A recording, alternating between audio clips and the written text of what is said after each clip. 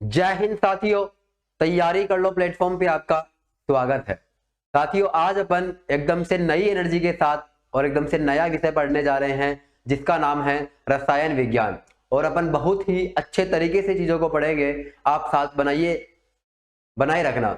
देखो, जिस अंदाज से अपन ने भौतिक विज्ञान को खत्म किया था उसी तरीके से हम रसायन विज्ञान को भी खत्म करेंगे। मुझे उम्मीद है आप मेरी उम्मीदों पर खरा उतरोगे और आप अच्छे से पढ़ाई करोगे और मेरा सपोर्ट अवश्य करोगे। देखिएगा, आज अपन रसायन विज्ञान पढ़ेंगे और आपको ब्रह्मांड दिख रहा होगा। आपको दिख रहा होगा कि किस प्रकार से परमाणु आपस में जुड़े होते हैं, किस प्रकार से ये ब्रह्मांड के अंदर आपस में क्रियाएं होती है। आपको ये बैकग्राउंड दिख रहा होगा। इस बैकग्राउंड से आपको समझ आ गया होगा कि हम चीजों को किस प्रकार से पढ़ेंगे। देखिएगा, मैं शुरू करता हूं रसायन विज्ञान को। देखिएगा, कुछ कहानी आपको बताता हूं रसायन विज्ञान की। देखो, कुछ बातें आपको पता होनी चाहिए। देखिएगा, जिस प्रकार से मैंने आपको बताया था कि भौतिक विज्ञान एक फ्यूसिस नामक शब्द से बन के बना था। मतलब जो भौतिक विज्ञान था अपने पास, वो एक लैटिन भाषा के शब्द फ्यूसिस से मिलके बना था, जिसका शाब्दिक अर्थ क्या था? प्रकृति था। अगर मैं उसी लिहाज से, उसी दृष्टि से अगर मैं बात करूं तो रसायन विज्ञान, अगर मैं बात करूं रसायन विज्ञान की, तो रसायन विज्ञान की जो उत्पत्ति है, वो लैटिन भाषा के एक शब्द कीमिया से हुई है। किससे हुई है साथियों? कीमिया से हुई है, जिसका अर्थ होता है काला रंग।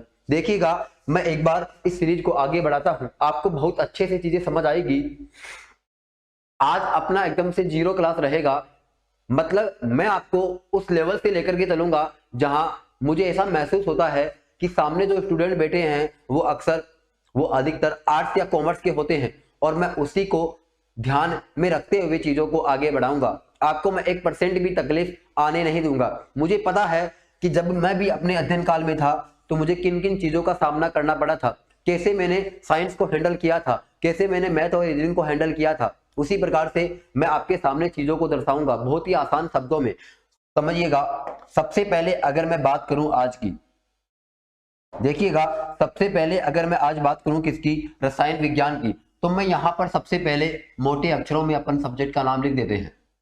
मोटे मोटे अक्षरों में अपन इस प्यारे से सब्जेक्ट का नाम लिख देते हैं जिसका नाम है रसायन विज्ञान।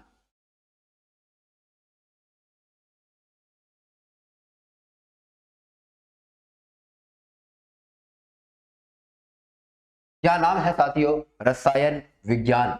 गौर करिएगा,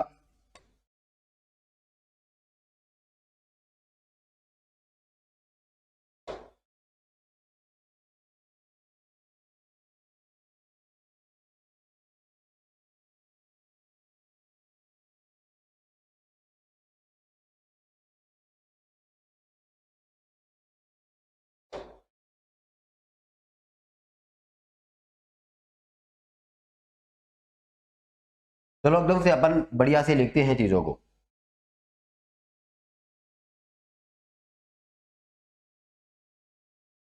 देखिए, सबसे पहले अगर मैं बात करूं इस रसायन विज्ञान को अपन क्या कहते हैं। देखिएगा, सबसे पहले मैं लिख देता हूं इसका नाम,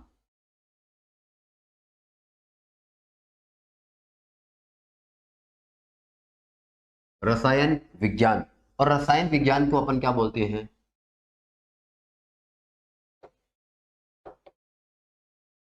रसायन विज्ञान को अपन क्या बोलते हैं? केमिस्ट्री बोलते हैं। देखिए साथियों, जिस प्रकार से हम लोगों ने भौतिक विज्ञान पढ़ी थी, जिस प्रकार से मैंने आपको भौतिक विज्ञान बताया था, तो भौतिक विज्ञान में मैंने आपको बताया था कि भौतिक विज्ञान लैटिन भाषा के एक शब्द फ्यूसिस से बन के बना है। उसी प्रकार से अगर मैं उसी क्रम को आगे बढ़ाते हुए आपको ये बताऊं, अगर मैं उसी क्रम को आगे बढ़ाते हुए आपको ये बताऊं, तो मैं सबसे पहले ये लिखूंगा रसायन विज्ञान की उत्पत्ति।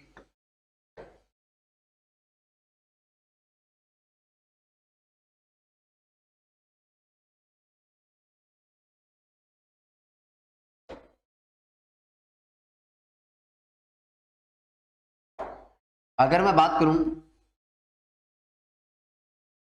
रसायन विज्ञान की उत्पत्ति, रसायन विज्ञान की उत्पत्ति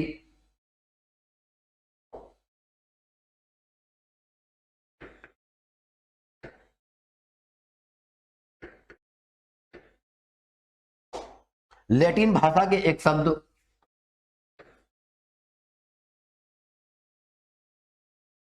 लैटिन भाषा के एक शब्द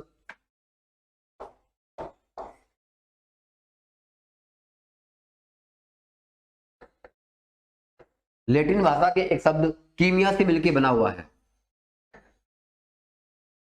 रसायन विज्ञान शब्द की या फिर रसायन विज्ञान शब्द की उत्पत्ति लैटिन भाषा के एक शब्द कीमिया से हुई है।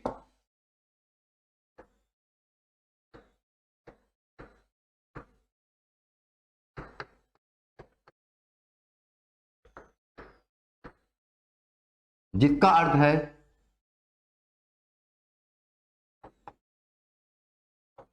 अर्थ है काला रंग।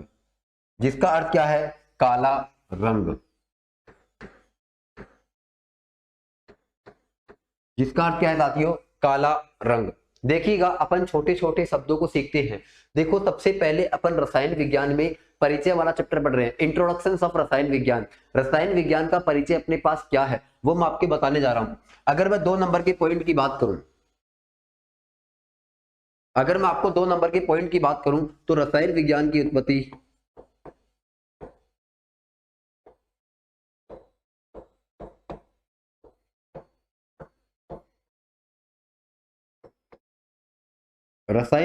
उत्पत्ति मिस्र देश से हुई है, जिसको अपन क्या बोलते हैं? इजिप्ट बोलते हैं। क्या बोलते हैं? इजिप्ट बोलते हैं। रसायन विज्ञान की उत्पत्ति मिस्र देश से हुई है।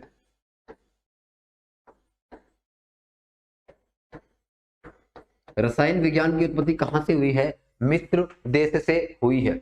अगर मैं आपको आगे बताऊं, अगर मैं अगले पॉइंट की बात करूं तो अगला पॉइंट मेरे पास क्या है?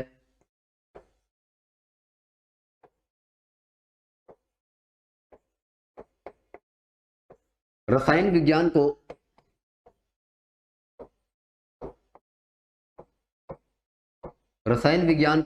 पूर्व में केमिटेकिंग के नाम से जाना जाता था।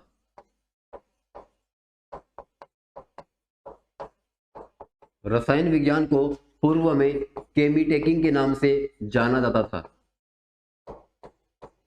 रसायन विज्ञान को पूर्व में केमिटेकिंग के नाम से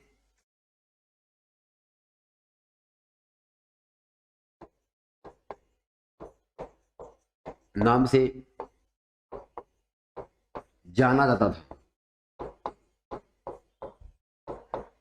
रसायन विज्ञान को पूर्व में केमिटेकिंग के नाम से जाना जाता था। एक बार गौर करिएगा, मैंने आपको 3 पॉइंट बताए हैं। इन 3 पॉइंटों को आपको बहुत अच्छे से याद रखना है, बहुत इंपॉर्टेंट पॉइंट है। अगर मैं आपको अगले पॉइंट के ऊपर लेकर के चलूं, अगला पॉइंट मेरे पास क्या है वो गौर करना एक बार आप देखिएगा। मैंने आपको क्या बताया कि जो रसायन विज्ञान है, ये जो रसायन विज्ञान शब्द है, केमिस्ट्री जो शब्द है, ये एक लैटिन भाषा के एक शब्द कीमिया से मिलकर बना हुआ है, जिसका शाब्दिक अर्थ क्या होता है? काला रंग। जिसका शाब्दिक अर्थ क्या होता है साथियों? काला रंग। अगर मैं बात करूं रसायन विज्ञान की उत्पत्ति मिस्र देश से हुई है। किस देश से हुई है? मिस्र देश से। अगर मैं उसके बाद बात करूं, रसायन विज्ञान को पूर्व में केमिटेकिंग के नाम से जाना जाता था। रसायन विज्ञान को पूर्व में केमिटेकिंग के नाम से जाना जाता था। अगर मैं आगे बात करूं,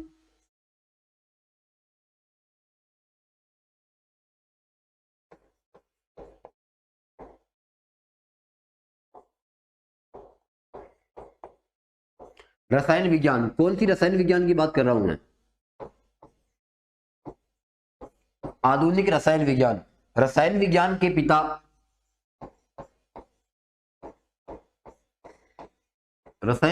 पिता या जनक कौन है? रसायन विज्ञान के पिता या जनक कौन है? रसायन विज्ञान के पिता है एंटोनी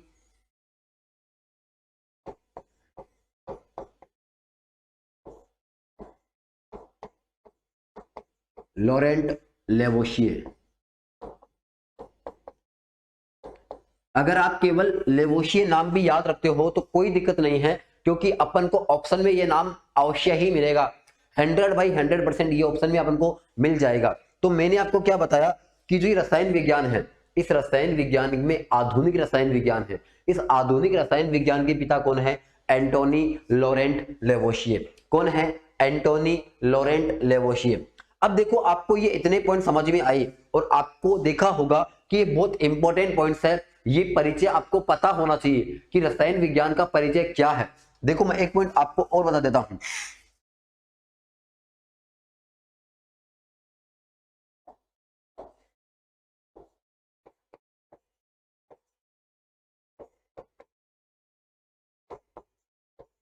कभी कभार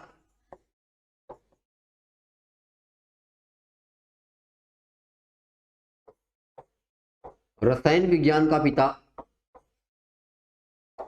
कभी कभार रसायन विज्ञान का पिता रॉबर्ट बॉयल को भी कह देते हैं। रॉबर्ट बॉयल को भी कह देते हैं।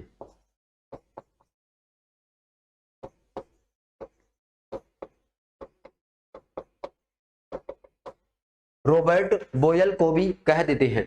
अब मैं इसके पीछे की कहानी बताता हूं कि कई बार क्या होता है, मैं आपसे एक बात बताना चाहता हूं कि आपने अक्सर देखा होगा कि जो पिछले भर्तियों के अंदर कई प्रकार के पर्सन आते हैं, उसी प्रकार से एक पर्सन पिछले विगत कुछ सालों के अंदर की बात कर रहा हूं, रेलवे के अंदर ग्रुप डी की बात कर रहा हूं मैं, उसमें 2018 में एक पर्सन पूछा गया था कि आधुनिक रसायन विज्ञान के पिता कौन है, और वहां पर ऑप्शन में एंटोनी लॉरेंट लेवोशिए ऑप्शन में था ही नहीं। एंटोनी लॉरेंट लेवोशिए ऑप्शन में था ही नहीं। तो उसके स्थिति में उस स्थिति में अपन को रसायन विज्ञान का पिता किसको बताना है? रॉबर्ट बॉयल को बताना है। उसके पीछे की कहानी यह है कि जो रॉबर्ट बॉयल है, इस रॉबर्ट बॉयल ने हमें तत्व का नामकरण बताया था। हमें यह बताया था कि ये तत्व होता है, ये परमाणु होता है। इसका मतलब हमें सबसे पहले तत्वों का नामकरण कौन करके दिया था? रॉबर्ट बॉयल ने किया था। इसीलिए अपन कई दफा इसको रसायन विज्ञान का पिता कह देते हैं। लेकिन कभी कभार की बात कर रहा हूं, लेकिन जब ऑप्शन में ये और ये दोनों हो तो आपको हमेशा एंटोनी लॉरेंट लेवोशिए ही करना है। अब मुझे उम्मीद है आपको ये पॉइंट 6 समझ में आए होंगे। ये जो 5 पॉइंट बताए हैं ये आपको समझ में आए होंगे। अब मैं आपको आगे लेकर के चलता हूं। देखो अपन क्या पढ़ रहे थे? अपन रसायन विज्ञान का परिचय पढ़ रहे थे। अपन क्या पढ़ रहे थे साथियों? रसायन विज्ञान का परिचय पढ़ रहे थे। तो इस परिचय के अंदर अपन को पता होना चाहिए कि इस रसायन विज्ञान की परिभाषा क्या होती है।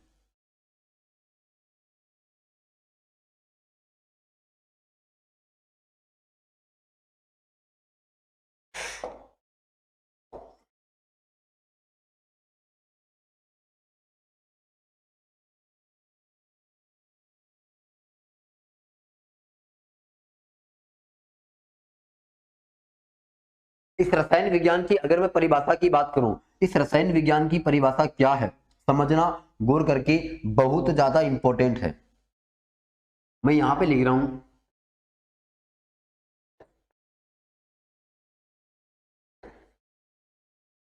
परमाणुओं या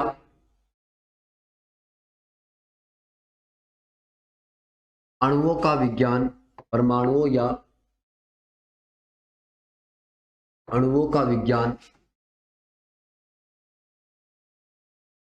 रसायन विज्ञान कहलाता है। परमाणुओं या अणुओं का विज्ञान रसायन विज्ञान कहलाता है।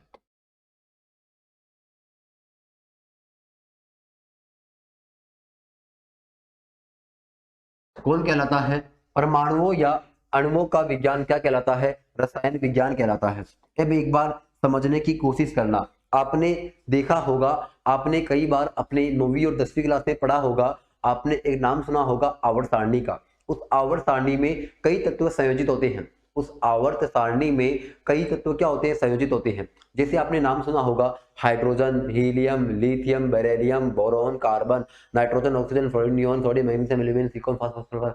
मतलब इस प्रकार के जो तत्व है, इस प्रकार के ये जो तत्व है, ये आपको पता होना चाहिए कि ये तत्व है, परमाणु है, अणु है या यौगिक है, मिक्सचर है, ये आपको पता होना चाहिए। अगर मैं बात करूं आवर्त सारणी में जो भी अपने पास दिए हुए हैं वो सारे के सारे या तो क्या है? परमाणु हैं या फिर क्या है? तत्व है। अब आपको पता होगा कि पूरी रसायन विज्ञान उसी तत्वों के आसपास घूमती है, उसी परमाणुओं के आसपास घूमती है। एक बार गौर करिएगा, मैं यहां पे लिखता हूं H, मैंने यहाँ पे क्या लिखा, H लिखा, इसका मतलब ये मैंने क्या लिखा, हाइड्रोजन लिखा। फिर मैंने इसके अंदर एक H और जोड़ दिया, मैंने इसके अंदर एक H और जोड़ दिया, इसका मतलब ये मेरे पास क्या हो गया, ये मेरे पास हो गया H2। क्या हो गया साथियों मेरे पास, ये मेरे पास हो गया H2, इसका मतलब ये मेरे पास हो गई हाइड्रोजन गैस। अब एक बार गौर करना आप, अगर आप यहाँ पे गौर लगा करके देखोगे तो आपको पता चलेगा कि यहाँ पे ये हाइड्रोजन क्या है, परमाणु है। यहां पर ये हाइड्रोजन क्या है, परमाणु है। अगर मैं यहां पर बात करूं, ये हाइड्रोजन क्या है मेरे पास, परमाणु है। ये हाइड्रोजन मेरे पास क्या है, परमाणु है। हाइड्रोजन और हाइड्रोजन आपस में मिलकर के क्या बनाते हैं, ये भी हाइड्रोजन बनता है, लेकिन ये मेरे पास क्या है, ये मेरे पास क्या है, अणु है। ये मेरे पास क्या है, अणु है। इसका मतलब क्या होता है, परमाणुओं या अणुओं का विज्ञान क्या कहलाता है, रसायन विज्ञान। क्योंकि परमाणु और परमाणु जब आपस में जुड़ेंगे या तो वो अणु बनाएंगे या फिर वो क्या बनाएंगे, यौगिक बनाएंगे। अब आपको पता होना चाहिए कि क्या अणु होता है, क्या परमाणु होता है और क्या यौगिक होता है। अब एक बार गौर करिएगा, आप अपनी नजरें केवल बोर्ड के ऊपर रखिएगा, आपको सब कुछ कहानी समझ आ जाएगी। गौर करना, मैंने यहां पे लिखा हाइड्रोजन, मैंने यहां पे लिखा हाइड्रोजन, लेकिन मैंने यहां पे लिखा ऑक्सीजन। क्या लिख दिया, ऑक्सीजन। देखो इसमें तो केवल 2 ही परमाणु थे, जबकि इस फॉर्मूले में देखो H प्लस O। क्या मैं इसको क्रिया करके H2O लिख सकता हूं क्या मैं इसको क्रिया करके H2O लिख सकता हूं क्या? आप कहोगे हाँ सर, इसको बिल्कुल ऐसा लिखा जा सकता है। अगर इसको ऐसा लिखा जा सकता है तो मुझे एक चीज बताइएगा, ये हाइड्रोजन यहां पर क्या है, ये हाइड्रोजन यहाँ पे क्या है, परमाणु। अगर मैं यहाँ पे बात करूं, ये हाइड्रोजन अपने पास यहाँ पे क्या है, परमाणु। ये हाइड्रोजन अपने पास यहाँ पे क्या है, परमाणु। अगर मैं इस O की बात करूं तो ये भी मेरे पास क्या है, परमाणु। ये भी मेरे पास क्या है, परमाणु। अब एक बार गौर करना, यहाँ पर क्या है, ये भी परमाणु, ये भी परमाणु, ये भी परमाणु, लेकिन इसमें जो परमाणु है वो सारे के सारे एक समान नहीं है, वो सारे के सारे हाइड्रोजन नहीं है, वो सारे के सारे ऑक्सीजन नहीं है। इसका मतलब क्या हुआ, ये असमान परमाणु है। इसके अंदर जो ये परमाणु थे वो क्या थे बताओ, ये समान परमाणु थे। कैसे परमाणु थे, समान परमाणु थे। लेकिन अगर मैं यहां बात करूं, ये तो मेरे पास कैसे परमाणु है, ये मेरे पास असमान परमाणु है। कैसे परमाणु है, असमान परमाणु है। अगर परमाणु समान होते हैं तो उससे बनने वाला उत्पाद हमेशा क्या होता है, अणु होता है। उससे बनने वाला उत्पाद हमेशा क्या होता है, अणु होता है। लेकिन एक बात याद रखिएगा, अगर मान लेता हूं कि परमाणु और परमाणु अगर ये असमान है तो असमान परमाणुओं से बनने वाला बनने वाला उत्पाद क्या कहलाता है, यौगिक कहलाता है। क्या कहलाता है, यौगिक, जिसको अपन क्या बोलते हैं, कंपाउंड बोलते हैं। जिसको अपन क्या बोलते हैं साथियों, कंपाउंड बोलते हैं। अगर मैं इसकी बात करूं तो इसको अपन मॉलिक्यूल्स बोलते हैं। क्या बोलते हैं, मॉलिक्यूल बोलते हैं। अब एक बार गौर करिएगा, परमाणुओं या अणुओं का विज्ञान, तो आप यहां पे देख रहे होंगे या तो परमाणु है या फिर क्या है, अणु है। इसी विज्ञान को अपन क्या कहते हैं, रसायन विज्ञान कहते हैं। इसी विज्ञान को हम लोग क्या कहते हैं, इसी विज्ञान को हम लोग रसायन विज्ञान कहते हैं। उम्मीद करता हूं साथियों ये परिभाषा आपको अच्छे से समझ में आई होगी कि क्या रसायन विज्ञान होता है, और आपको पता भी चला होगा कि यौगिक क्या होता है। यौगिक हमेशा समान परमाणु से भी बन सकता है और असमान परमाणु से बन सकता है, लेकिन अणु केवल और केवल समान परमाणु से बनता है। असमान परमाणु वाली हमेशा क्या कहलाते हैं, यौगिक। लेकिन अपन अणुओं को यौगिक कह सकते हैं। मैं यहां पे एक लाइन लिख सकता हूं,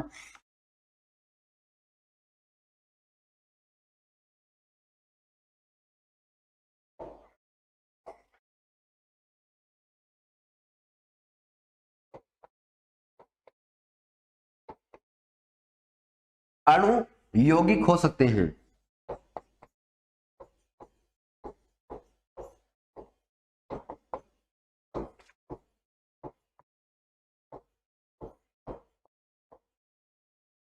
लेकिन सभी यौगिक अणु नहीं हो सकते।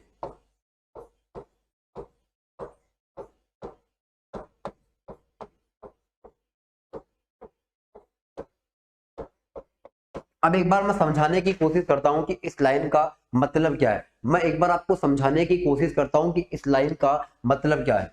मैंने आपको क्या बताया कि जो ये यौगिक होता है, ये जो यौगिक होता है, ये अपने पास जो यौगिक बना है, ये यौगिक समान परमाणु से भी बन सकता है और ये मेरे पास असमान परमाणु से भी बन सकता है। ये मेरे पास क्या बन सकता है, समान से भी बन सकता है और असमान से भी बन सकता है। इसका मतलब मैं इस H2 को यौगिक भी कह सकता हूं और इस H2 को अणु भी कह सकता हूं। अणु तो मैंने इस संदर्भ में कहा है क्योंकि परमाणु क्या है, समान है, जबकि मैंने इसको यौगिक क्यों कहा है, क्योंकि इसमें समान परमाणु हो सकते हैं। लेकिन यौगिक के अंदर एक बात और होती है, उसमें असमान परमाणु भी होते हैं। तो मैंने यही तो लिखा है, अणु यौगिक हो सकते हैं, इसका मतलब ये अणु यौगिक हो सकता है, लेकिन सभी यौगिक अणु नहीं हो सकते। अब मुझे एक चीज बताओ, आपको कोई बोल देगा कि O3 क्या है, यौगिक है, O3 क्या है, यौगिक है, लेकिन आपको भी पता है ना, आपको भी पता होगा यहां पर ये जो O3 है, ये जो O3 है, इसके अंदर सारे के सारे परमाणु क्या है, समान है। इसका मतलब क्या हुआ, अपने पास ये जो O3 है, जो ये ओजोन है, ये ओजोन अणु भी हो सकती है और ये मेरे पास क्या हो सकती है, ये मेरे पास यौगिक भी हो सकती है। अब मैं आपको इसकी दूसरी परिभाषा बताता हूं। अब मैं आपको इसकी दूसरी परिभाषा बताता हूं, या लगा करके।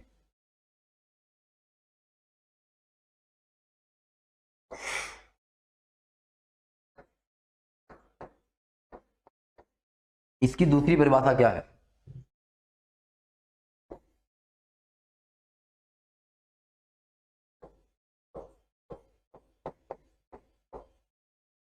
विज्ञान की ऐसी शाखा,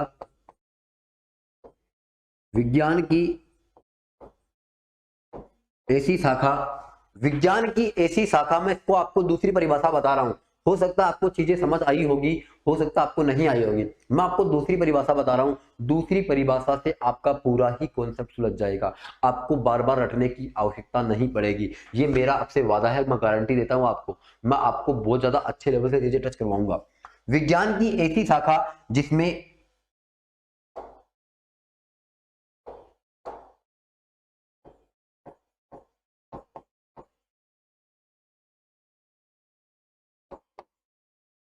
जिसमें परमाणुओं का रासायनिक संगठन,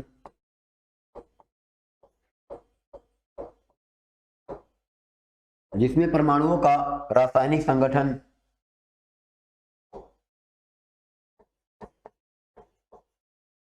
उनकी आपसी क्रियाएं, उनकी आपसी क्रियाएं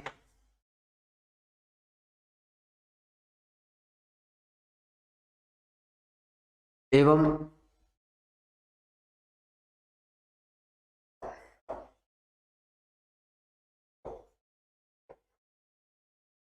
आपसी क्रियाएं एवं रासायनिक संरचना का,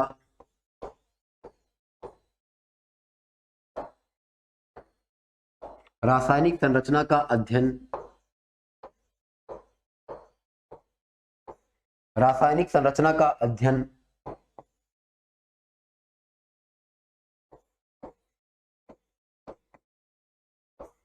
रसायन विज्ञान कहलाता है। क्या कहलाता है साथियों, रसायन विज्ञान कहलाता है।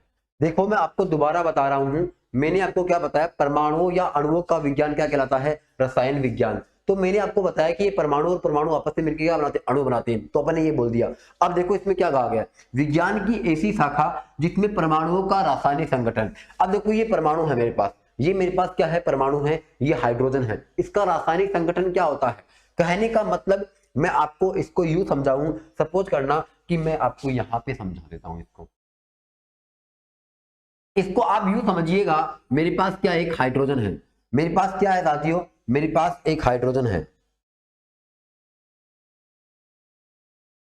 मेरे पास क्या है, एक हाइड्रोजन है। अब आपको पता होगा कि इस हाइड्रोजन का रासायनिक संगठन क्या होता है। कहने का मतलब इसमें प्रोटॉन कितने हैं, इसमें इलेक्ट्रॉन कितने हैं, इसमें न्यूट्रॉन कितने हैं, वो अपन देखेंगे इस हाइड्रोजन के अंदर। अगर मैं बात करूं इस हाइड्रोजन के अंदर अपन दूसरा हाइड्रोजन जोड़ देंगे, इस हाइड्रोजन के अपन दूसरा हाइड्रोजन जोड़ देंगे, तो ये आपस में क्या करने लग जाएगा, इनमें आपसी क्रियाएं हो जाएगी, इनमें आपसी क्या हो जाएगी, क्रियाएं हो जाएगी। और ये आपसी क्रियाएं करके किसका निर्माण करेंगे, ये H2 का निर्माण करेंगे। इसका मतलब मेरे पास क्या बन गया, अणु बन गया। ये किसका निर्माण करेंगे बताओ, मैंने क्या बताया, विज्ञान की ऐसी शाखा जिसमें परमाणुओं का रासायनिक संगठन। इसका मतलब ये जो परमाणु होते हैं, हाइड्रोजन, हीलियम, मतलब नियोन, आर्गन, पोटेशियम, जितने भी परमाणु होते हैं, इन परमाणुओं का रासायनिक संगठन क्या होता है? कहने का मतलब इनकी बनावट कैसी होती है, इसका सूत्र कैसा होता है, इनमें इलेक्ट्रॉन कितने होते हैं, प्रोटॉन कितने होते हैं, न्यूट्रॉन कितने होते हैं, ये सब बातें पहले देख ली। फिर मैं क्या करूंगा, इन हाइड्रोजन को, मतलब इस हाइड्रोजन के पास अगर कोई और परमाणु लाऊंगा तो ये आपस में क्या करने लग जाएगा, क्रिया करने लग जाएगा। क्या करने लग जाएगा बताओ? क्रिया करने लग जाएगा। और आपको पता होगा कि इनकी कोई ना कोई संरचना भी होती है। जैसे आपने देखा होगा कि सोडियम की संरचना अलग होती है, हाइड्रोजन की संरचना अलग होती है। जैसे हाइड्रोजन गैस रूप में होता है, वैसे सोडियम ठोस रूप में होता है। तो इनकी संरचना भी क्या होती है, अलग अलग होती है। तो उनकी संरचना का अध्ययन, ये सारी की सारी बातें जब अपन उसका अध्ययन करते हैं, वो रसायन विज्ञान कहलाता है। सपोज करना मेरे पास क्या है,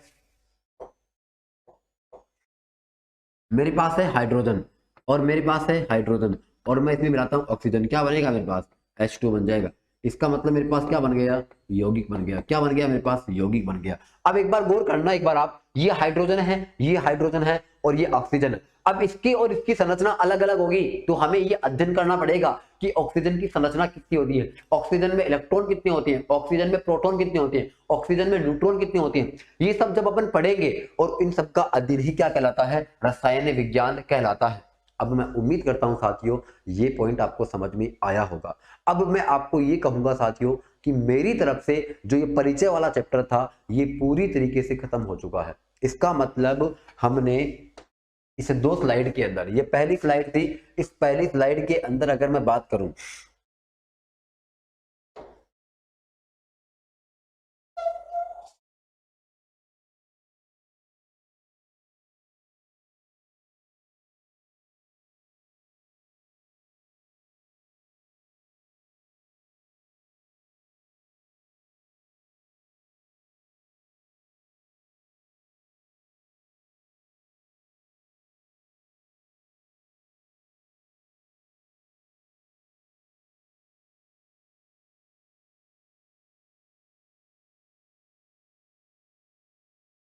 देखिए अगर मैं इसके अंदर बात करूं तो अपने पास इसके अंदर 1 नंबर का चैप्टर क्या है?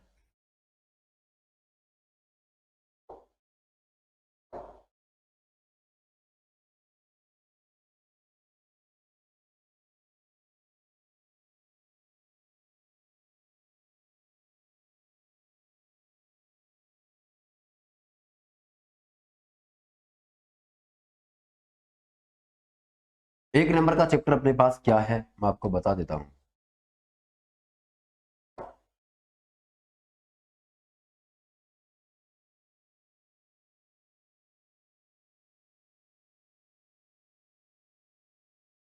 एक नंबर का चैप्टर अपने पास साथियों क्या है?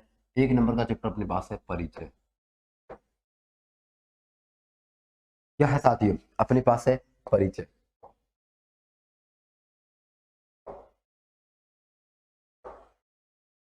जिसको अपन क्या बोलते हैं?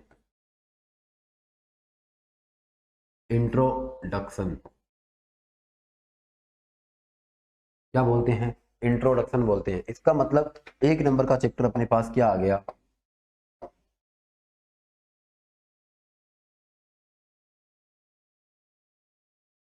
एक नंबर का चैप्टर अपने पास क्या है? परिचय है। 1 नंबर का चैप्टर अपने पास क्या है? परिचय। अब देखना, मैंने आपको 1 नंबर का चैप्टर करवा दिया। अब अपन आगे चलते हैं। अब अपन क्या करते हैं? आगे चलते हैं। अब अपन और चीजें पढ़ते हैं। देखिएगा साथियों, मैं आपको कमेंट को नहीं पढ़ पाऊंगा कि मैं जहां पर भी, जिस भी स्टूडियो में आपको पढ़ा रहा हूं, वहां पर आज मतलब काफी दिनों से कमेंट के लिए कोई भी हमारे पास साधन नहीं है। और जहां पहले स्टूडियो था, वहां पर बगल में एक मकान बन रहा है, तो वहां पर शोरगुल ज्यादा होता है, और उसी को देखते हुए हमारी क्लासें शिफ्ट कर दी जाती है इधर दूसरे स्टूडियो में। और दूसरे स्टूडियो में कमेंट को पढ़ने के लिए हमारे पास उपकरण नहीं है, और हम आपके कमेंटों को पढ़ नहीं पाते हैं। लेकिन मुझे उम्मीद है कि आप हर चीजों को समझ रहे होंगे, आपको समझ में भी आ रहा होगा अच्छे से। देखिएगा, बहुत मेहनत करनी पड़ती है साथियों, क्योंकि जरूरी नहीं है कि हम कमेंट नहीं पढ़ पा रहे हैं तो हम टीचर से जुड़ नहीं पा रहे। इसका मतलब ये कभी नहीं होता है। मैं आपकी भावनाओं को समझता हूं। मुझे पता है कि जो पहली बार पढ़ता है उसके सामने कई समस्याएं आती है। उनको लाइव कोर्स का मतलब यही होता है कि वो टीचर से कमेंट के माध्यम से रूबरू हो पाए, लेकिन कुछ समस्याओं की वजह से हम आपके कमेंट को नहीं पढ़ पाते हैं, बस यही कारण है। अब देखो मैं आपको 2 नंबर का चैप्टर पढ़ाता हूँ। 2 नंबर का चैप्टर अपने पास क्या है, 2 नंबर का चैप्टर अपने पास है जिसको अपन देखो, पहले मैं आपको बताता हूं कि जो रसायन विज्ञान है, इस रसायन विज्ञान का क्लासिफिकेशन कैसे होता है। इसी परिचय वाले चैप्टर में अपन आगे बढ़ते हैं। एक बार मैं आपको बता देता हूं रसायन विज्ञान का वर्गीकरण। अपन रसायन विज्ञान का वर्गीकरण देखते हैं।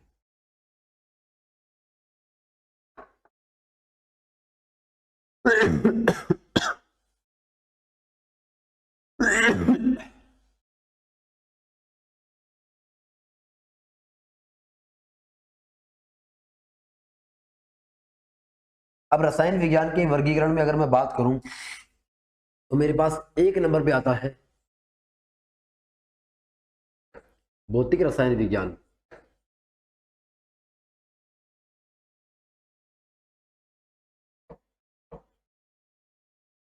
एक नंबर पे मेरे पास है भौतिक रसायन विज्ञान। अगर मैं 2 नंबर की बात करूं तो 2 नंबर पे मेरे पास क्या है,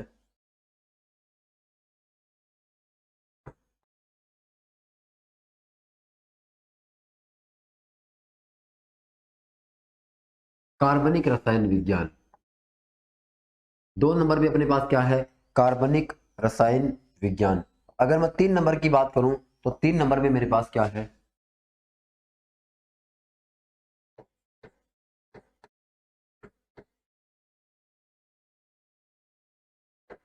अकार्बनिक रसायन विज्ञान। 3 नंबर पे अपने पास क्या है, अकार्बनिक रसायन विज्ञान। कहने का मतलब ये है मेरे पास, ये जो रसायन विज्ञान है, ये रसायन विज्ञान 3 भागों में डिवाइड होती है। ये रसायन विज्ञान 3 भागों में डिवाइड होती है, भौतिक रसायन, कार्बनिक रसायन और अकार्बनिक रसायन। अब मैं अगर बात करूं इसके अंदर अपन फिर क्या पढ़ने वाले हैं, इसके अंदर अपन फिर क्या पढ़ने वाले हैं, तो मैं एक बार आपको बस एक बार शॉर्ट में बता देता हूं। अपन क्या पढ़ेंगे, पदार्थ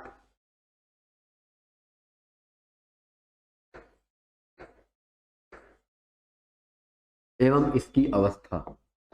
क्या पढ़ेंगे अपन, पदार्थ एवं इसकी अवस्था।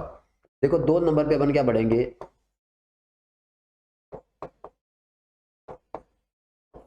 तत्व यौगिक एवं मिश्रण। 2 नंबर पे अपन क्या पढ़ेंगे, तत्व यौगिक एवं मिश्रण। 3 नंबर पे अपन क्या पढ़ेंगे,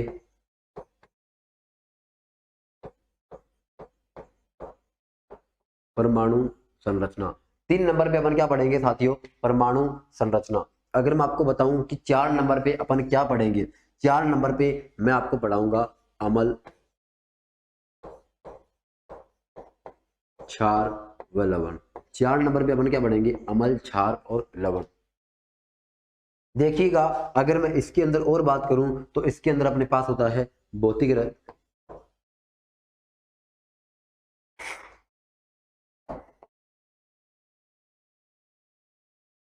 मैं इसके अंदर बात कर लेता हूं विविध। अपन कुछ विविध भी इसके अंदर पढ़ लेंगे। अगर मैं बात करूं किसकी, कार्बनिक रसायन की, तो कार्बनिक रसायन में अपन क्या पढ़ने वाले हैं ये मैं आपको बता देता हूं। देखिए साथियों, कार्बनिक रसायन में अपन क्या पढ़ेंगे, जिसमें अपन को कार्बन पढ़ना होता है, तो सबसे पहला तो टॉपिक यही है, कार्बन एवं इसके यौगिक।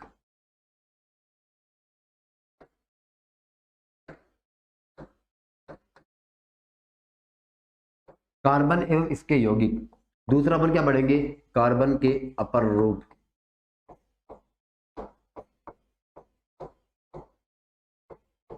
कार्बन के अपरूप। अगर मैं और बात करूं कार्बन के अपरूप के बाद में अपन क्या पढ़ेंगे,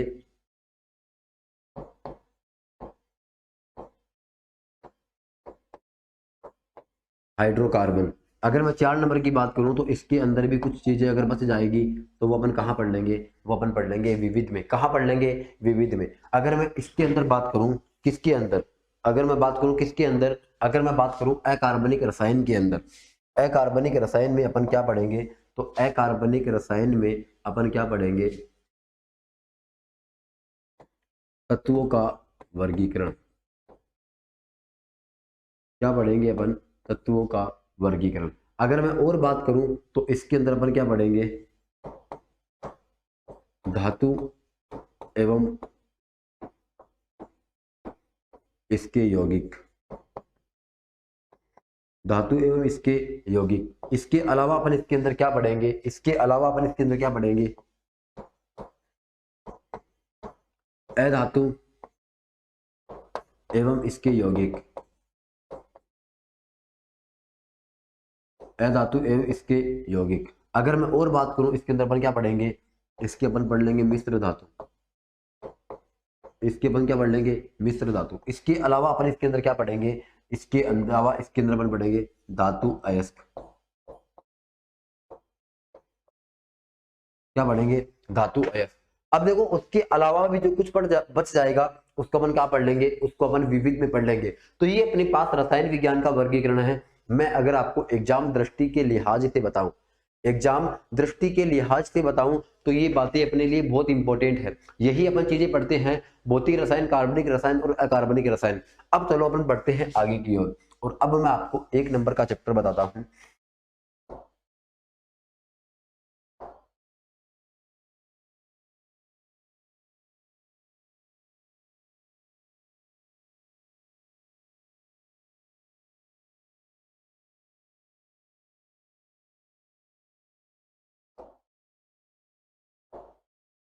एक नंबर का टॉपिक है पदार्थ एवं इसकी अवस्था।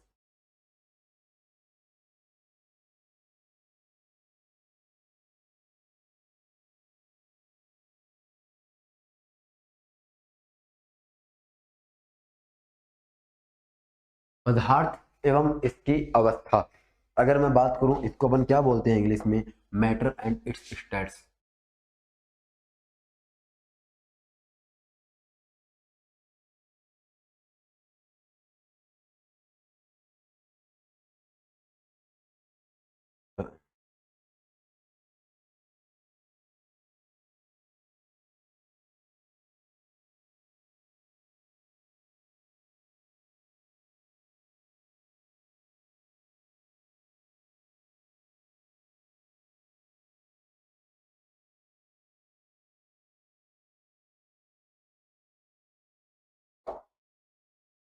अगर मैं बात करूं तो मेरे पास 2 नंबर पे क्या आ जाएगा? 2 नंबर पे आ जाएगा पदार्थ एवं इसकी अवस्था। 2 नंबर का चैप्टर मेरे पास क्या है? पदार्थ एवं इसकी अवस्था। अब देखना, अब अपन चीजें शुरू करते हैं एकदम जीरो लेवल से। देखिएगा, सबसे पहले यहाँ पे क्या लिखा हुआ है? नाम पदार्थ। तो हमें पता होना चाहिए कि ये पदार्थ क्या है। हमें पता होना चाहिए कि ये पदार्थ क्या होता है। तो सबसे पहले मैं यहाँ पे नाम लिख देता हूँ पदार्थ।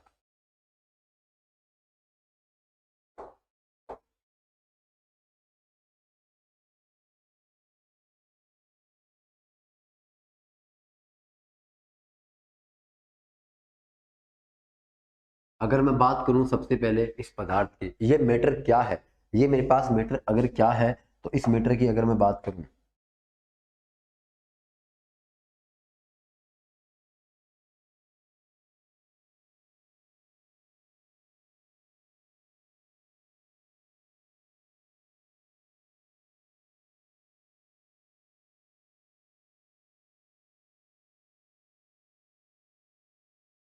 देखो सबसे पहला पॉइंट मेरे पास क्या है, गौर करिएगा। आपको बहुत अच्छे से समझ आएगा, आपको कोई तकलीफ नहीं होगी। मैं आपको बहुत ही प्यारे अंदाज में चीजों को बताऊंगा। देखो सबसे पहले आपको पता होना चाहिए ये पदार्थ क्या होता है। पदार्थ वो होता है जो हमारी ज्ञानेंद्रियों के द्वारा महसूस किया जा सकता हो। देखो मैं दोबारा बोल रहा हूँ, पदार्थ क्या होता है। सपोज करिएगा ये वस्तु आपको दिखाई दे रही होगी, ये वस्तु आपको दिखाई दे रही होगी, ये एक प्रकार का क्या है? पदार्थ है। ये आपको माइक दिख रहा होगा, ये माइक भी एक प्रकार का क्या है? पदार्थ है। अगर मैं बात करूं, आपको पीछे डिजिटल बोर्ड दिखाई दे रहा होगा, ये भी एक प्रकार का क्या है? पदार्थ है। अब देखो ये जो नाम है, डिजिटल बोर्ड, मार्कर, माइक, मेरा आपको चेहरा दिख रहा होगा, मतलब इनको नाम तो कौन देता है? इनको नाम मानव देता है। इनको नाम कौन देता है? मानव देता है। इसका मतलब ये अपन को नाम दिए हुए हैं, जबकि वास्तव में ये क्या है? पदार्थ है।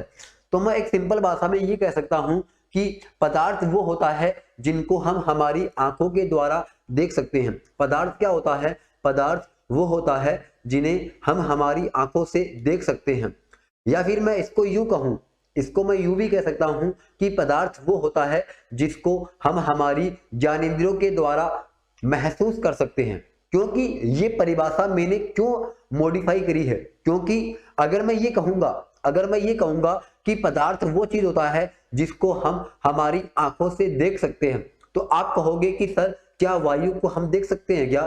फिर मैं भी कहूंगा कि हाँ, वायु को अपन नहीं देख सकते, लेकिन वायु को अपन देख तो नहीं सकते, फिर भी वायु क्या है? फिर भी वायु क्या है? पदार्थ है। तो ये चीजें आपको पता होनी चाहिए कि वायु पदार्थ है, लेकिन वायु को अपन देख नहीं सकते हैं। वायु को केवल और केवल हम लोग महसूस कर सकते हैं। वायु गर्म है या वायु ठंडी है, हवाएं ठंडी चल रही है या हवाएं गर्म चल रही है, ये हमें हमारी त्वचा के द्वारा महसूस होता है। तो आपको पता होना चाहिए कि वायु को या हवा को अपन महसूस कर सकते हैं, देख नहीं सकते। फिर भी वो क्या है? पदार्थ है। तो मैं एक परिभाषा लिखूंगा, उस परिभाषा से आपकी पूरी समीकरणें सुलझ जाएगी।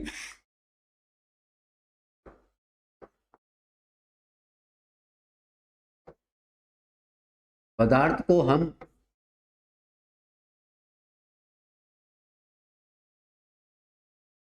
अपनी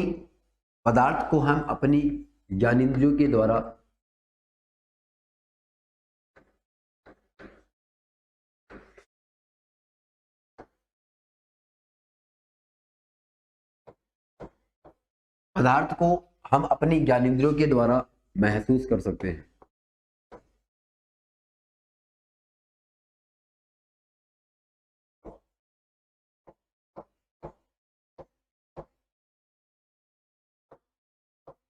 पदार्थ को हम अपनी ज्ञानेंद्रियों के द्वारा क्या कर सकते हैं? महसूस कर सकते हैं। अब मैंने आपको बताया था ना कि ये ज्ञानेंद्रियां क्या होती है, ये आपको याद रहना चाहिए, आपको पता होना चाहिए। अब मैं अगर बात करूं 2 नंबर के पॉइंट की, तो 2 नंबर का पॉइंट क्या कहता है, समझने की कोशिश करना है बराबर।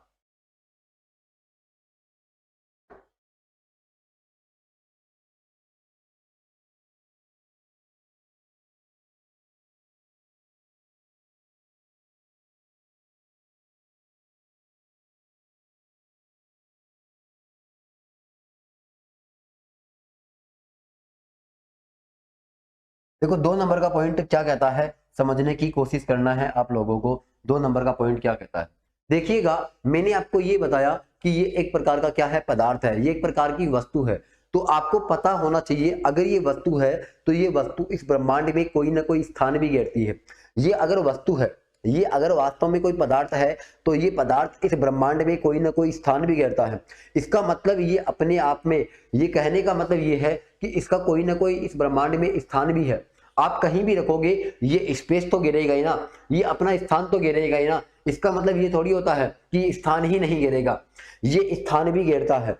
इसका मतलब पदार्थ वो होता है जो स्थान घेरता है। अब आपके दिमाग में तुरंत एक प्रश्न और आएगा, अब आपके दिमाग में एक प्रश्न फिर आएगा कि क्या सर वायु स्थान घेरती है? तो मैं कहूंगा वायु बिल्कुल स्थान घेरती है। हो सकता है आपको अंदाजा ना लगे, लेकिन वास्तविकता यह है कि वायु वास्तव में स्थान घेरती है। कैसे घेरती है? मुझे एक चीज बताइएगा, आपने अक्सर देखा होगा कि गुब्बारा पिचका हुआ रहता है, गुब्बारा पिचका हुआ रहता है। या फिर मैं यूं कहूं आपको, जो टायर होते हैं, टायरों में जो ट्यूब होती है वो ट्यूब पिचकी भी रहती है। ट्यूब क्या होती है? पिचकी भी रहती है। जैसे ही इसके अंदर अपन हवा भरते हैं, आपको पता होगा वो हवा का प्रसार होता है और वो फैल जाता है। इसका मतलब स्थान तो घेर रहा है ना। इसका मतलब वायु भी स्थान घेरती है और कोई और भी पदार्थ है, वो सारे के सारे क्या होते हैं? स्थान घेरते हैं। तो मैं यूं कह सकता हूं, पदार्थ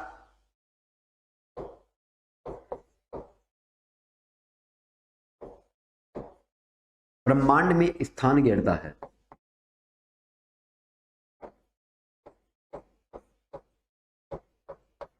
पदार्थ ब्रह्मांड में क्या करता है? पदार्थ ब्रह्मांड में स्थान घेरता है। अब मैं आपको अगला पॉइंट बताता हूं, एक बार समझिएगा। मैंने आपको क्या बताया कि एक वस्तु है, ये एक प्रकार का क्या है? पदार्थ है। तो मुझे एक चीज बताइएगा, क्या इसका कोई भी द्रव्यमान नहीं है क्या? क्या इसका कोई भी भार नहीं है क्या? आप कहोगे हाँ सर, इसका कोई ना कोई द्रव्यमान है। तो मैं यही तो कहना चाह रहा हूं आपको कि इसका कोई ना कोई द्रव्यमान जरूर होता है। इस यूनिवर्स के अंदर, इस ब्रह्मांड के अंदर ऐसी कोई भी वस्तु, ऐसा कोई भी पदार्थ नहीं है जिसका द्रव्यमान ना हो। इसका मतलब ये हुआ कि ये जो मेरे पास मार्कर है, ये मेरे पास जो पेन है, ये इस यूनिवर्स के अंदर स्थान भी घेरता है। ये हमारी आंखों के द्वारा देखा भी जा सकता है और इसका कोई ना कोई वजन भी है। तो मैं यूं कह सकता हूं 3 नंबर का पॉइंट आप समझने की कोशिश करना।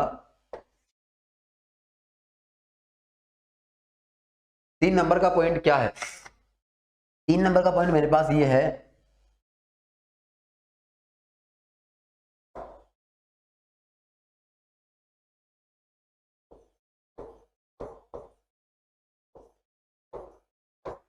पदार्थ का कोई ना कोई निश्चित द्रव्यमान होता है। पदार्थ का कोई ना कोई निश्चित क्या होता है? द्रव्यमान होता है। पदार्थ का कोई ना कोई निश्चित द्रव्यमान होता है। पदार्थ का कोई ना कोई क्या होता है? निश्चित द्रव्यमान होता है। अब उम्मीद करता हूं साथियों ये तीनों पॉइंट आपको समझ में आए होंगे। मैंने आपको पदार्थ की अवस्था का चैप्टर चालू किया था और पदार्थ की अवस्था में अगर अपन को यही नहीं पता है कि पदार्थ क्या होता है तो हम इसकी अवस्थाएं क्या पढ़ेंगे, कैसे पढ़ेंगे? तो एक बार गौर करना, मैंने आपको बताया कि चैप्टर का नाम है पदार्थ एवं इसकी अवस्था। अगर मैं बात करूं, पदार्थ 3 प्रकार से अपन कैटेगराइज करते हैं। पदार्थ को हम लोग 3 प्रकार से कैटेगराइज करते हैं। अगर मैं पहली बात करूं तो ये जो पदार्थ होता है, इस पदार्थ को हम अपनी ज्ञानेंद्रियों के द्वारा, मैं ज्ञानेंद्रियों क्यों कह रहा हूं, मैं यहां पर अपनी आंखें भी लिख सकता हूं, लेकिन मैंने आपको बताया था अगर मैं आंखें कहूंगा तो आपको वायु का एग्जाम्पल समझ नहीं आएगा, क्योंकि त्वचा एक प्रकार की क्या है? ज्ञानेंद्रिय है और वायु को अपन महसूस कर सकते हैं। इसका मतलब पदार्थ को हम अपनी ज्ञानेंद्रियों के द्वारा महसूस कर सकते हैं। दूसरा क्या है? पदार्थ ब्रह्मांड में क्या घेरता है? पदार्थ ब्रह्मांड में स्थान घेरता है। पदार्थ ब्रह्मांड में क्या करता है? पदार्थ ब्रह्मांड में स्थान घेरता है। तीसरा क्या है? पदार्थ का कोई न कोई निश्चित द्रव्यमान होता है। इसका मतलब उसका द्रव्यमान तो होता ही होता है, बिना द्रव्यमान के अपन कल्पना ही नहीं कर सकते। अब कईयों के दिमाग में फिर एक प्रश्न उठेगा कि क्या सच में वायु में कोई द्रव्यमान होता है? आप कहोगे सर वायु में तो कोई द्रव्यमान होता ही नहीं है। तो मैं आपको बता देना चाहता हूं साथियों, मेरे होनहारों, मेरे रसगुल्लो, मैं आपको एक बात बता देना चाहता हूं कि ये जो द्रव्यमान होता है ना, ये द्रव्यमान वायु में भी होता है। और वो कैसे होता है एक बार दिमाग लगाइए आप। मुझे एक चीज बताओ, आप अगर मान लो कि आपने उस वायु को गुब्बारे में भरा, आपने उस वायु को टायर में भरा, तो क्या उसका वजन नहीं बढ़ जाएगा? क्या क्या उसका वजन नहीं बढ़ जाएगा? क्या उस टायर का, उस ट्यूब का, उस गुब्बारे का वजन बढ़ जाता है? और वो वजन आपने क्या डाला था उसकी वजह से तो बढ़ा है। इसका मतलब यह हुआ कि अगर आपने गुब्बारे में वायु डाली है तो वायु के कारण उस गुब्बारे का वजन बढ़ गया। तो अपन यह कह सकते हैं कि वायु में भी द्रव्यमान होता है। तो मैं यूं कह सकता हूं कि ये पॉइंट किसके बारे में अपन को दर्शा रहे हैं? ये अपन को यह बता रहे हैं कि पदार्थ क्या होता है। पदार्थ क्या होता है? पदार्थ वो होता है जो इस ब्रह्मांड में स्थान घेरता हो, जिसका कोई ना कोई द्रव्यमान हो, जो हमारी आंखों के द्वारा या हमारी ज्ञानेंद्रियों के द्वारा महसूस किया जा सकता हो। अब मैं उम्मीद करता हूं साथियों आप लोगों को ये पदार्थ समझ में आ गया होगा। अब अपन आगे बढ़ते हैं। देखिए साथियों, अब मैं आपको आगे ले जाता हूं। अब अपन पढ़ेंगे पदार्थ की अवस्थाएं। क्या पढ़ेंगे अपन? पदार्थ की अवस्थाएं पढ़ेंगे। अब अपन क्या पढ़ेंगे साथियों? पदार्थ की अवस्थाएं।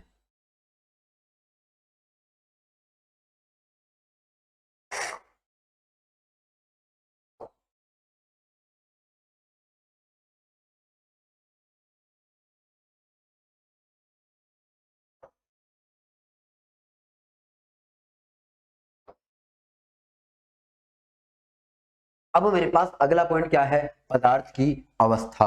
अगला पॉइंट मेरे पास साथियों क्या है? पदार्थ की अवस्था। अब आपको पता होना चाहिए कि पदार्थ की अवस्थाएं कितने प्रकार की होती है। देखो पदार्थ की अवस्थाएं अगर मैं बात करूं तो 2 ही प्रकार की होती है। पदार्थ की अवस्थाएं साथियों कितने प्रकार की होती है? केवल और केवल 2 प्रकार की होती है। पहला मेरे पास है भौतिक अवस्था के आधार पर।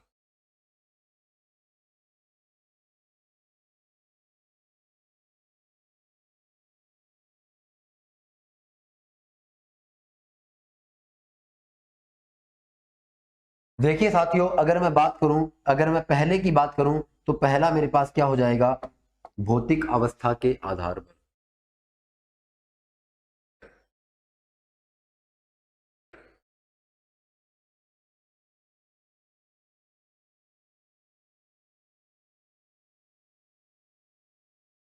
पहला मेरे पास है भौतिक अवस्था के आधार पर। अगर मैं दूसरी बात करूं पदार्थ की अवस्थाओं में, तो दूसरा प्रकार है मेरे पास रासायनिक अवस्था के आधार पर।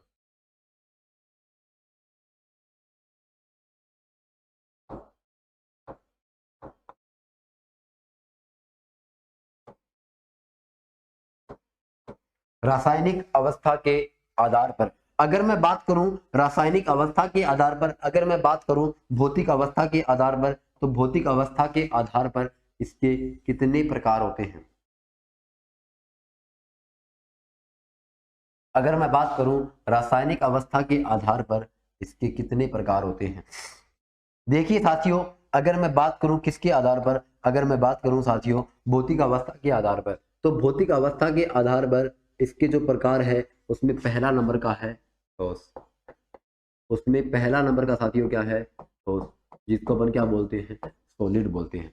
अब मुझे पता है कईयों के दिमाग में प्रश्न आएगा कि सर आपने ये वर्गीकरण कैसे कर दिया। देखिए, अगर अपन को चीजें अच्छे तरीके से पढ़नी है, अगर हमें अच्छा नॉलेज लेना है, तो आपको चीजें इसी प्रकार से पढ़नी पड़ेगी। देखिएगा, मुझे पता है आपको पढ़ने में कष्ट होगा, क्योंकि अच्छी चीजें, अच्छी किताबें और अच्छे लोग जल्दी से अपन को समझ में नहीं आते हैं, वो वक्त मांगते हैं। और ये भी अच्छी चीजें हैं, ये आपका वक्त जाया करेंगे और आपको एक अच्छा नॉलेज लेकर के जाएंगे। अगर आपको नॉलेज लेना है तो आपको यहाँ से मिल जाएगा आराम से, आपको बार बार दर दर की ठोकरें खानी नहीं पड़ेगी। आपको अगर यहाँ से पढ़ लिया डाटा, तो आपको मैं कह रहा हूं आप चुटकियों के अंदर पेपर को थर्रा थर्रा कर दोगे, ये मेरा आपसे विश्वास है।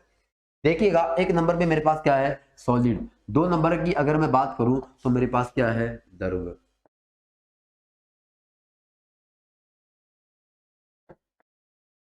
दो नंबर पे मेरे पास क्या है, द्रव।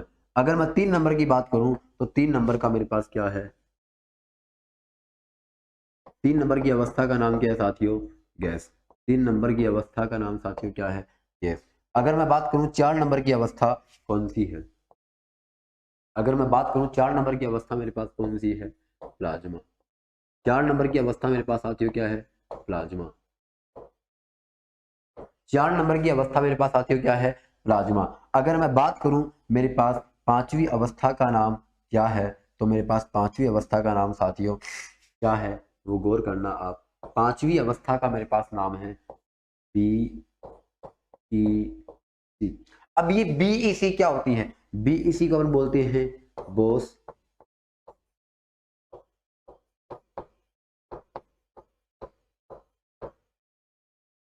Einstein condensate.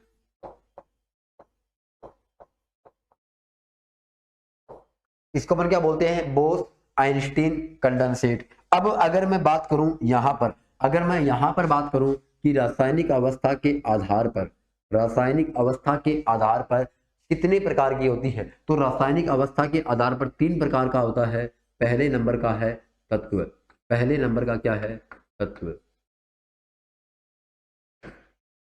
पहले नंबर का मेरे पास क्या है साथियों, तत्व है। अगर मैं बात करूं ये तत्व कितने भागों में डिवाइड होता है, तो ये जो तत्व है मेरे पास, ये तत्व है तीन भागों में डिवाइड होता है।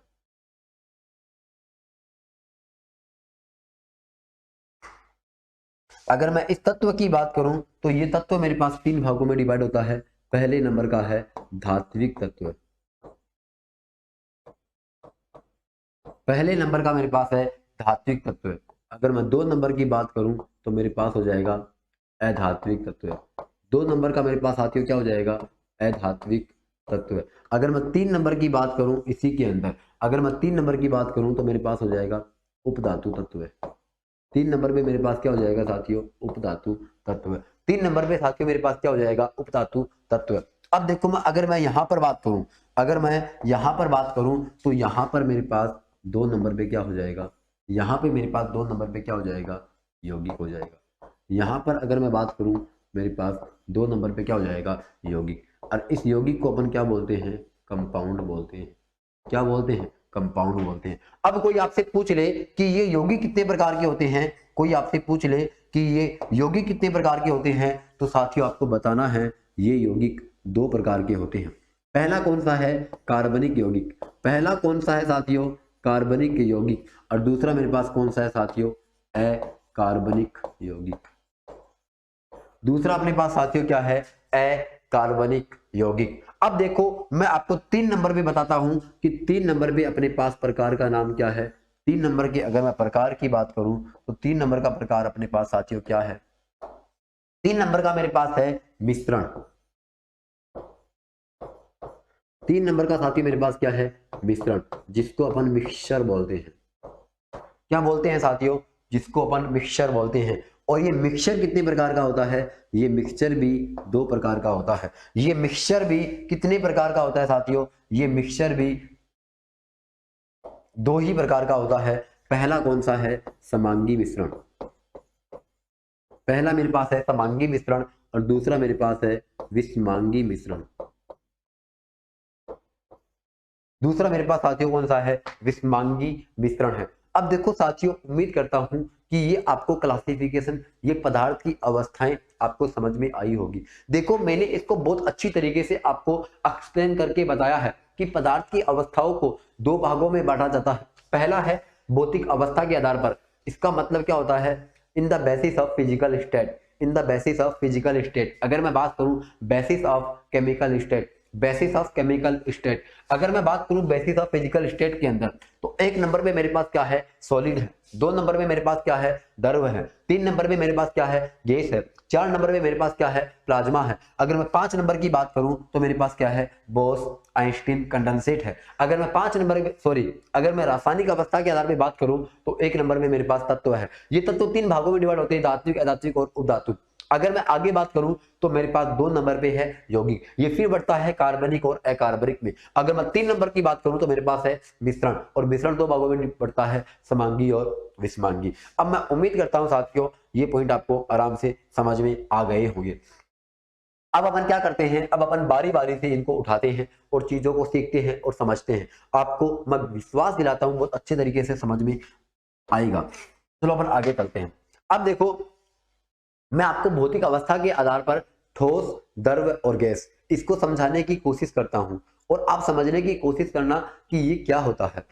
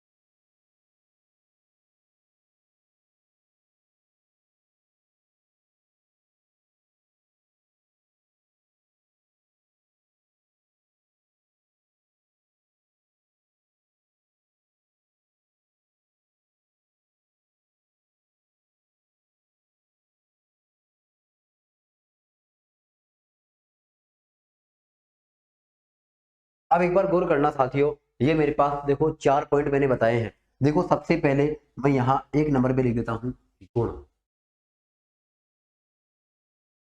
1 नंबर पे यहाँ क्या लिख देता हूँ, गुण लिख देता हूँ। 1 नंबर पे यहाँ पे लिख देता हूँ गुण।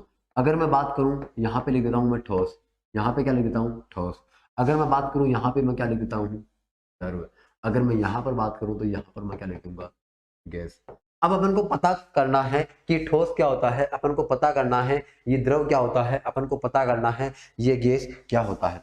गौर करिएगा, अगर मैं इसको बांटू इस प्रकार से तो आप समझने की कोशिश करना, मैं आपको विश्वास दिलाता हूं आपको बहुत अच्छी तरीके से चीजें समझ में आएगी। आपको हड़बड़ी बिल्कुल भी नहीं करनी है और आपकी नजरें, आपकी जो ये नजरें हैं केवल और केवल स्क्रीन पर होनी चाहिए, केवल और केवल स्क्रीन पर। मैं आपको विश्वास दिलाता हूं आप अगर ये 10 और 15 मिनट अगर आपकी नजरों को एक जगह कर लिया तो आपको जीवन में कभी भी ठोस, द्रव और गैस में किसी भी परिस्थितियों में प्रश्न आ जाए आपका गलत नहीं होगा, कतई गलत नहीं होगा, चाहे कतई जहर बरसन आ जाए आपका गलत नहीं होगा। बस आपकी नजरें केवल बोर्ड पर होनी चाहिए।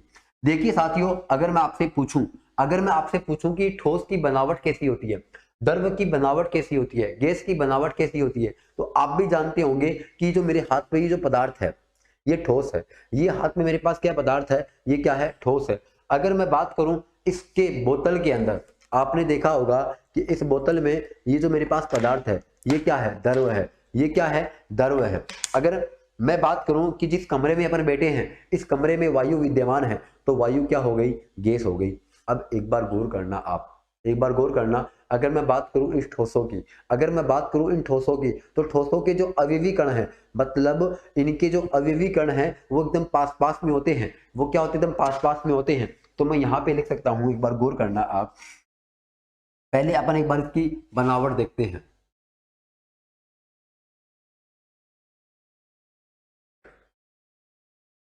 अगर मैं बात करूं कि इनकी बनावट कैसी होती है, तो इनकी बनावट कुछ इस प्रकार से होती है।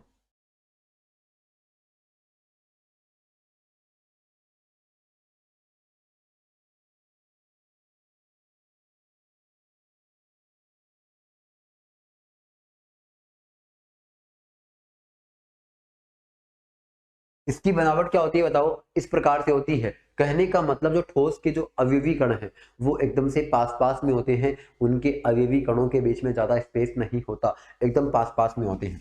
अगर मैं बात करूं इसी बात को, अगर मैं बात करूं द्रव के अंदर, अगर मैं बात करूं द्रव के अंदर, तो द्रव में क्या होता है, इनके बीच में थोड़ा सा स्पेस आ जाता है। इनके बीच में थोड़ा सा क्या आ जाता है, स्पेस आ जाता है।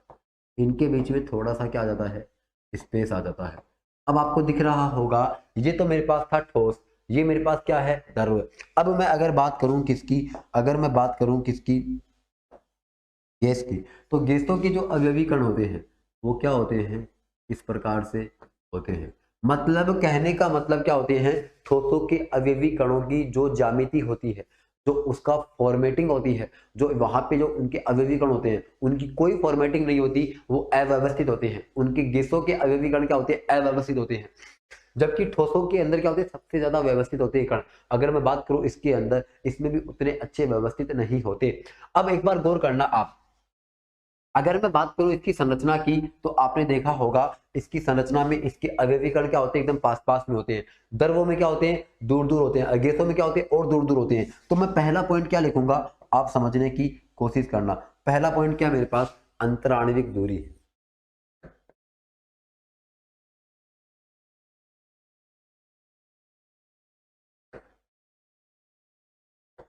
पहला पॉइंट है मेरे पास अंतराण्विक दूरी।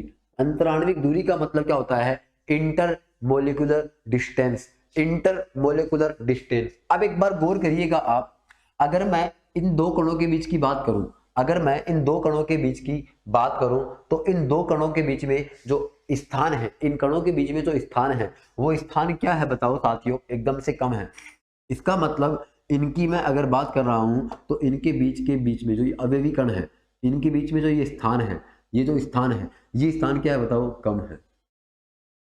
इनके अवयवी कणों के बीच में ये स्थान क्या होता है बताओ, कम होता है। अगर मैं यहां पर बात करूं, तो आप यहां पे देख पा रहे होंगे, यहां पे अवयवी कणों के बीच में स्थान क्या है बताओ, ज्यादा है। इसका मतलब मैं यहां पे लिख देता हूं कि यहां पे अंतराण्विक दूरी क्या होती है, ज्यादा होती है। यहां पर अंतराण्विक दूरी क्या होती है, ज्यादा होती है। देखो यहां पर अंतराण्विक दूरी कम है और यहां पर अंतराण्विक दूरी क्या है, ज्यादा है। अगर मैं गैसों की बात करूं, तो गैसों में अंतराण्विक दूरी और भी ज्यादा बढ़ जाती है। तो मैं यहां पे क्या लिखूंगा, सबसे ज्यादा।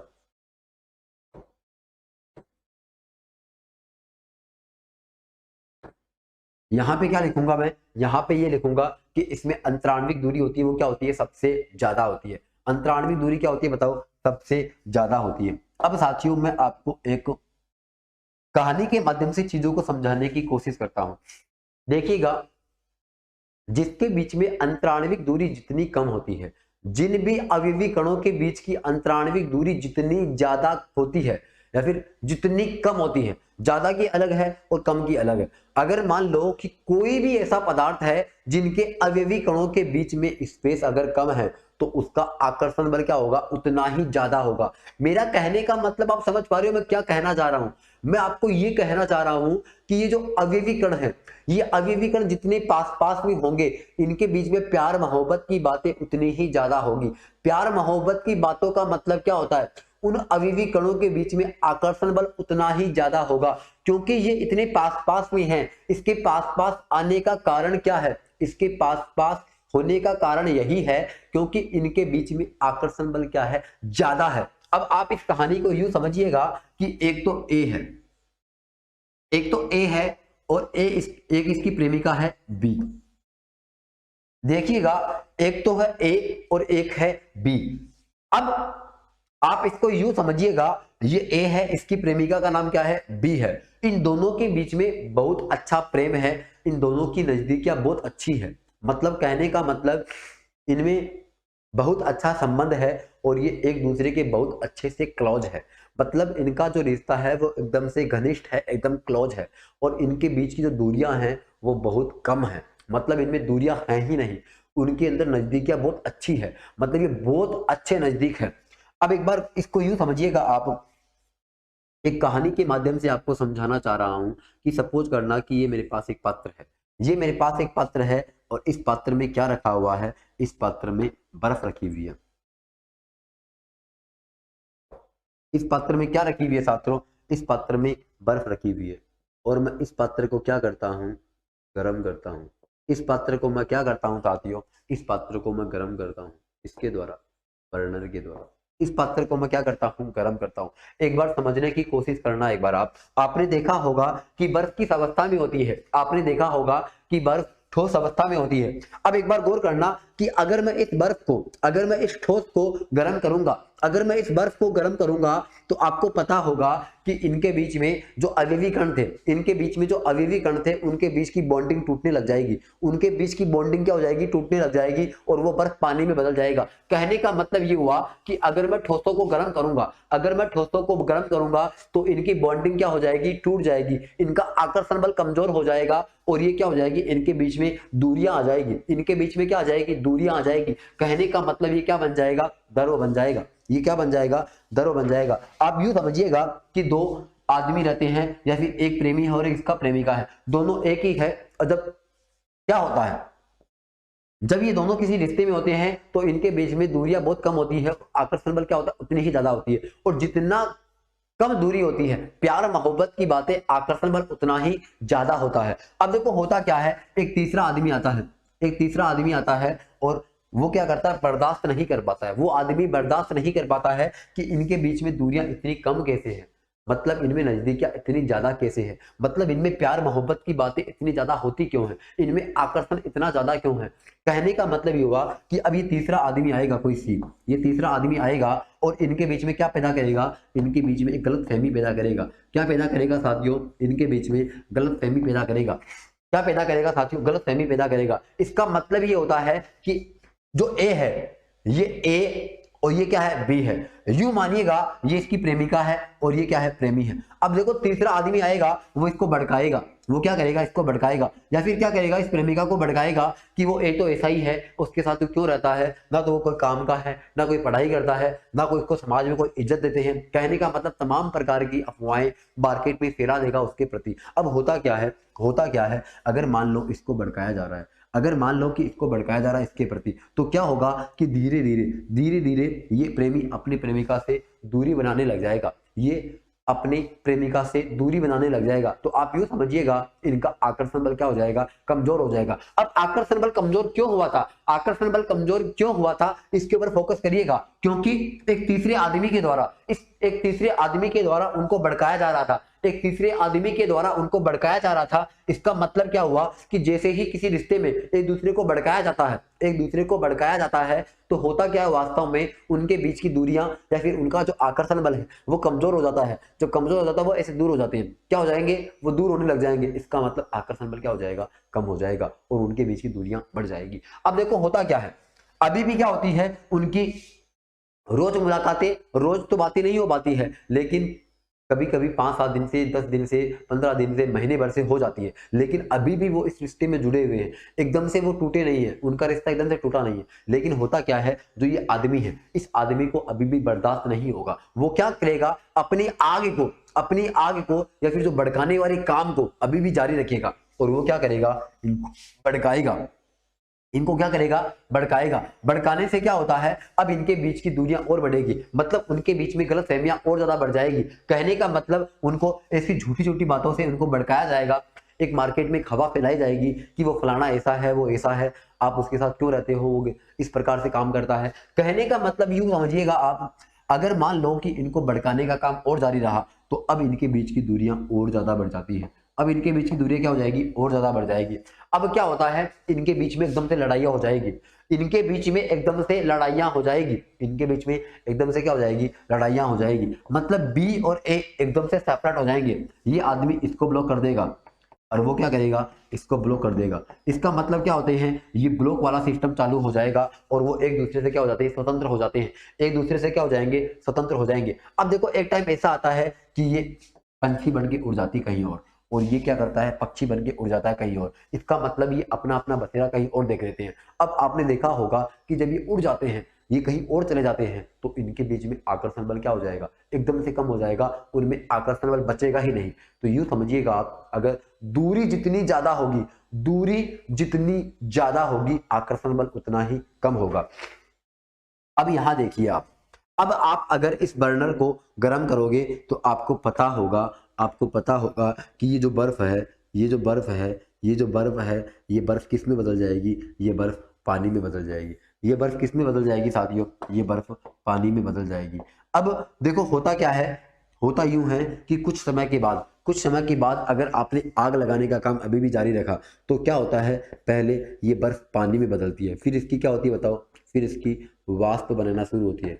फिर इसकी क्या होती है बताओ, वाष्प बनना शुरू होती है। वाष्प का मतलब क्या हुआ, वाष्प का मतलब हुआ कि वो क्या बन जाएगी, गैस बन जाएगी। देखिएगा, पहले क्या थी, वो ठोस थी, फिर क्या बनी, द्रव, फिर क्या बनी, वो गैस बनी। और आपको पता है कि गैसों के क्या होता है, गैसों में उड़ने का गुण होता है, और गैसों के बीच में अंतराणु दूरी क्या होती है, ज्यादा होती है। अब देखो, मैं आपको नोट में लिखवा देता हूं कि इन चीजों को अपने समझा है तो उनको अपन को लिखना कैसे है, इनको अपन को लिखना कैसे है। तो मैं यहां लिख देता हूं,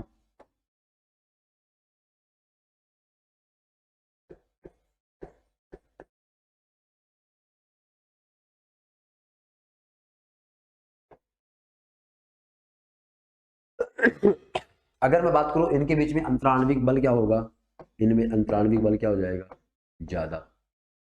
अगर मैं यहां बात करूं तो इनका अंतराण्विक बल क्या हो जाएगा, कम। अगर मैं यहां बात करूं तो इनमें अंतराण्विक बल क्या हो जाएगा, सबसे कम। इनमें अंतराण्विक बल क्या हो जाएगा बताओ साथियों, सबसे कम हो जाएगा। इनमें अंतराण्विक बल क्या हो जाएगा साथियों, सबसे कम हो जाएगा। अब मैं आपको और आगे बताता हूं, अब मैं आपको अगला पॉइंट बताता हूं। अगला पॉइंट अपने पास क्या है, अगला पॉइंट मेरे पास ये है कि ठोसों का आकार कैसा होता है।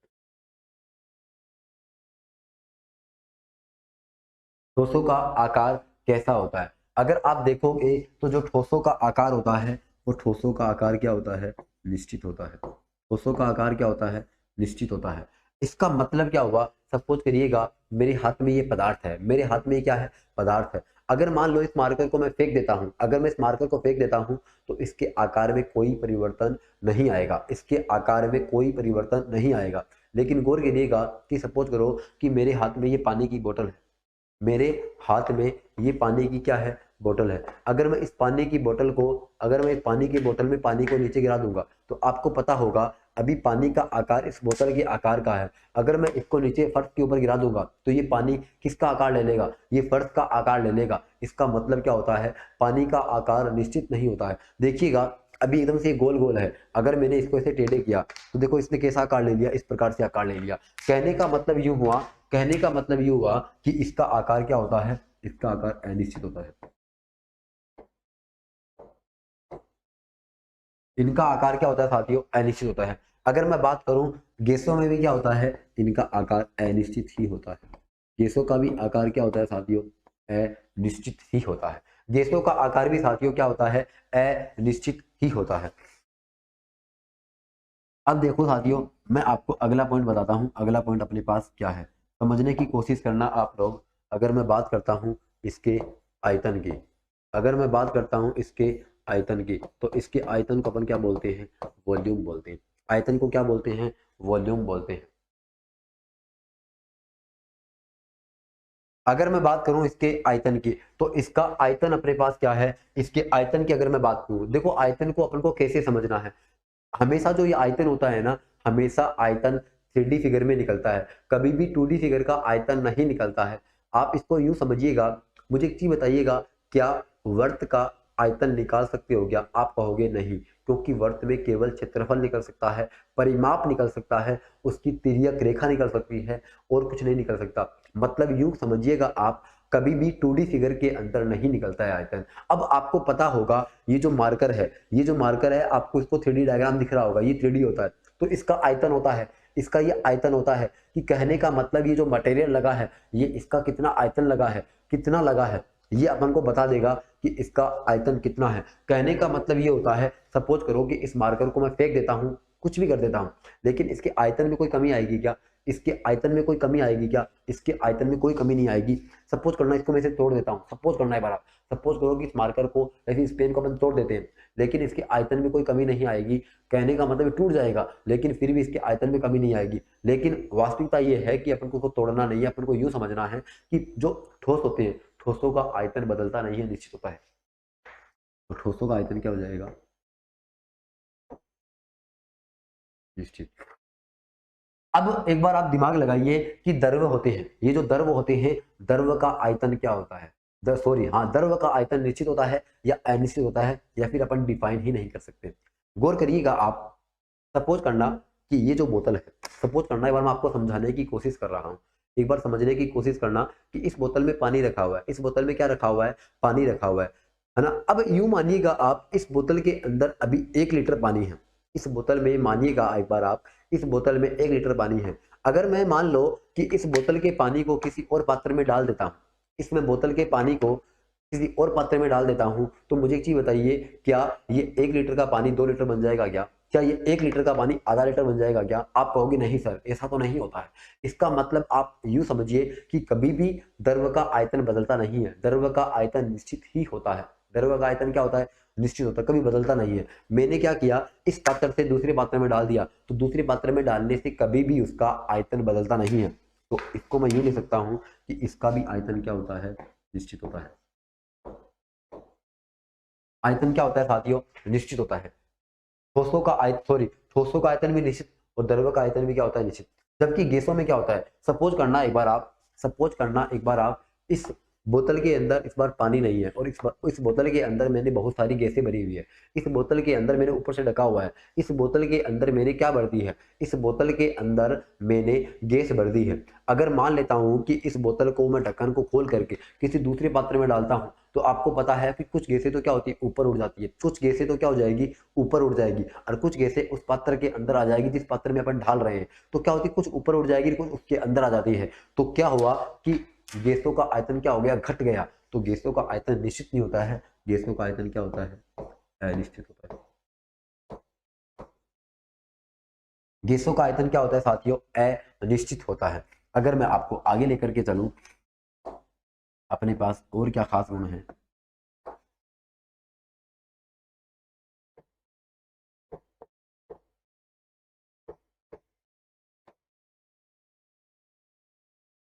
अगर मैं बात करूं, एक विशिष्ट गुण होता है किसके अंदर, ठोसों के अंदर विशिष्ट गुण होता है, द्रव के अंदर एक विशिष्ट गुण होता है, और गैसों के अंदर भी एक विशिष्ट गुण होता है। आप यूं समझिएगा, मुझे एक चीज बताइएगा, ये पदार्थ रखा हुआ है, और आप जानते हो ये जो पदार्थ रखा हुआ है, ये जो मार्कर यहाँ पे रखा हुआ है, ये मार्कर डेफिनेटली क्या है, ठोस अवस्था में है। ये डेफिनेटली क्या है, ठोस अवस्था में। अब मुझे एक चीज बताइएगा, आप अपना दिमाग लगाइएगा, क्या ये उड़ सकता है क्या?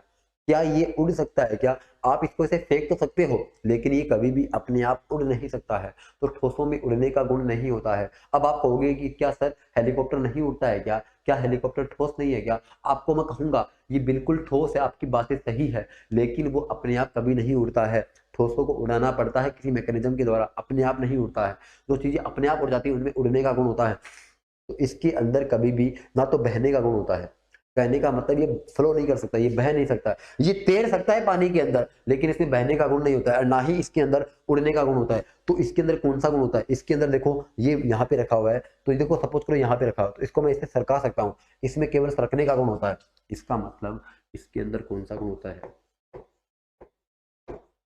सरकने का। इसके अंदर कैसा गुण होता है बताओ? सरकने का। तो मैं इसको कह सकता हूँ कि इसके अंदर केवल ये स्लाइड हो सकता है, केवल ये क्या कर सकता है? स्लाइड कर सकता है, इसके अंदर स्लाइडिंग का गुण होता है। अगर मैं बात करूं द्रव की, तो द्रव के अंदर कौन सा गुण होता है?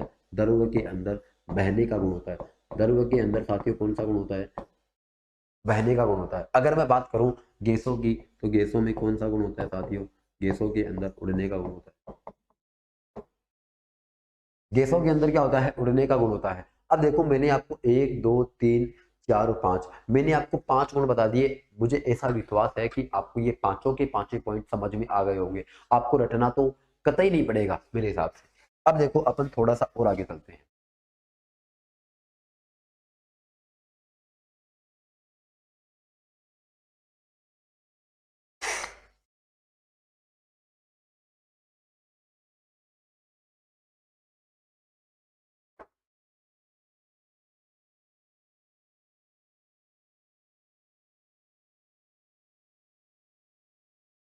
देखिएगा, अब मैं आपको अगला पॉइंट बताता हूँ। अगला पॉइंट अपने पास है संपीड्यता। अगला पॉइंट मेरे पास क्या है साथियों? संपीड्यता। संपीड्यता को अपन क्या बोलते हैं? कंप्रेसिबिलिटी बोलते हैं। संपीड्यता को अपन क्या बोलते हैं? कंप्रेसिबिलिटी बोलते हैं। संपीड्यता को अपन क्या बोलते हैं? कंप्रेसिबिलिटी बोलते हैं।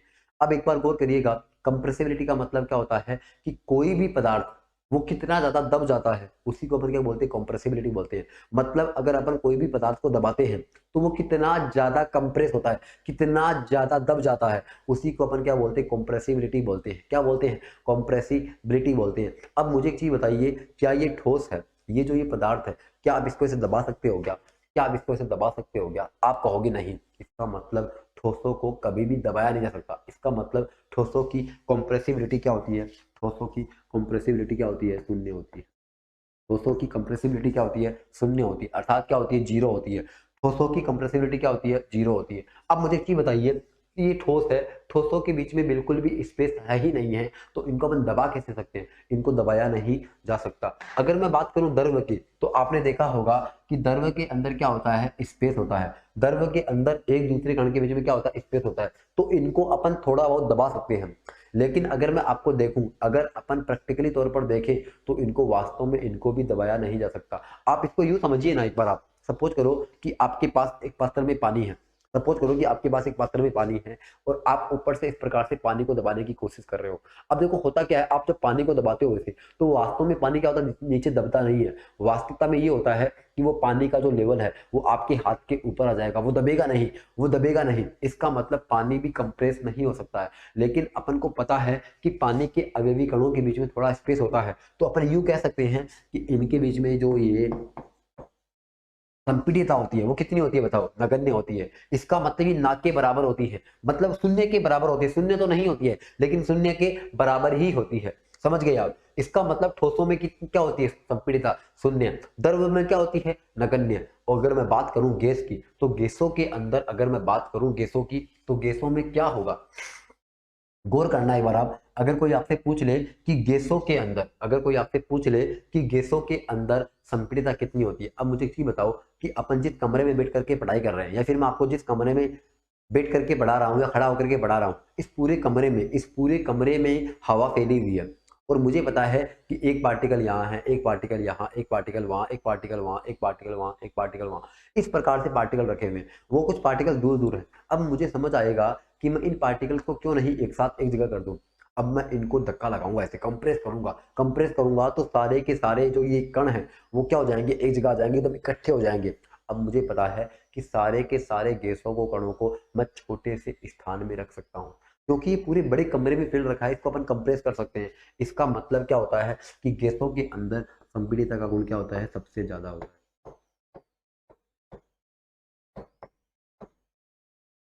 गैसों के अंदर संपीड़ितता का गुण क्या होता है बताओ साथियों? सबसे ज्यादा होता है। अब देखो अपन आगे चलते हैं। अब मैं आपको अगला पॉइंट बताता हूं। अगला पॉइंट मेरे पास क्या है?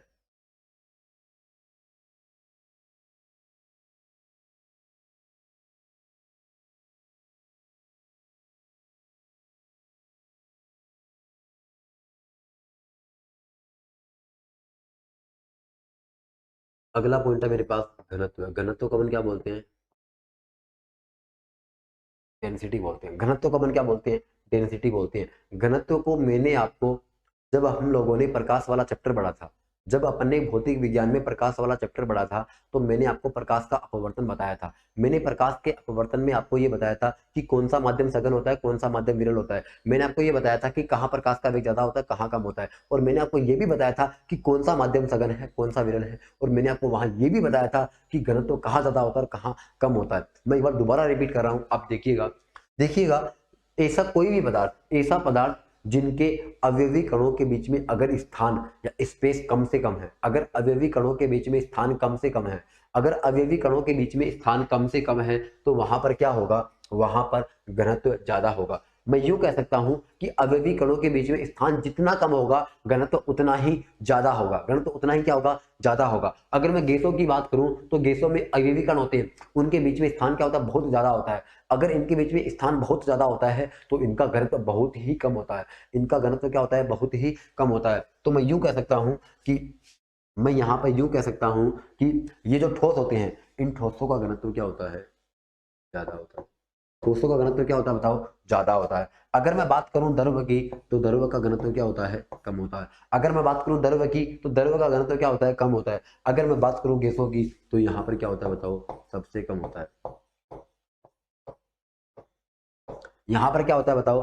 सबसे कम होता है। अब मैं आपको एक लास्ट पॉइंट और बताता हूं, उसके बाद में हम आगे की ओर बढ़ेंगे।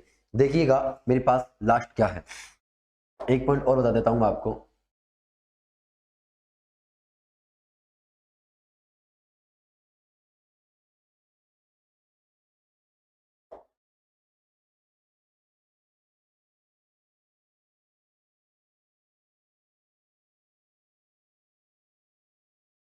अगला पॉइंट मेरे पास क्या है?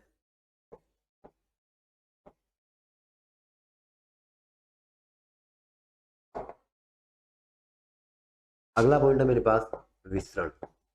और विसरण को अपन क्या बोलते हैं? डिफ्यूजन बोलते हैं। विसरण को अपन क्या बोलते हैं? डिफ्यूजन बोलते हैं। अब देखो ये डिफ्यूजन क्या होता है? ये डिफ्यूजन होता है, विसरण का मतलब क्या होता है? इसमें फैलने का गुण होता है। इसमें क्या होता है? फैलने का गुण होता है। अब मुझे एक चीज बताइएगा, आप एक चीज मुझे बताइएगा, सपोज करना कि ये जो ठोस है, ये मोबाइल है, ये ठोस है और मैंने इसको यहाँ रख दिया। अब मुझे एक चीज बताइएगा, क्या ये पूरे कमरे में फैल जाएगा? क्या ये जो मेरा मोबाइल है, ये पूरा मोबाइल पूरे कमरे में फैल जाएगा? क्या आप कहोगे नहीं।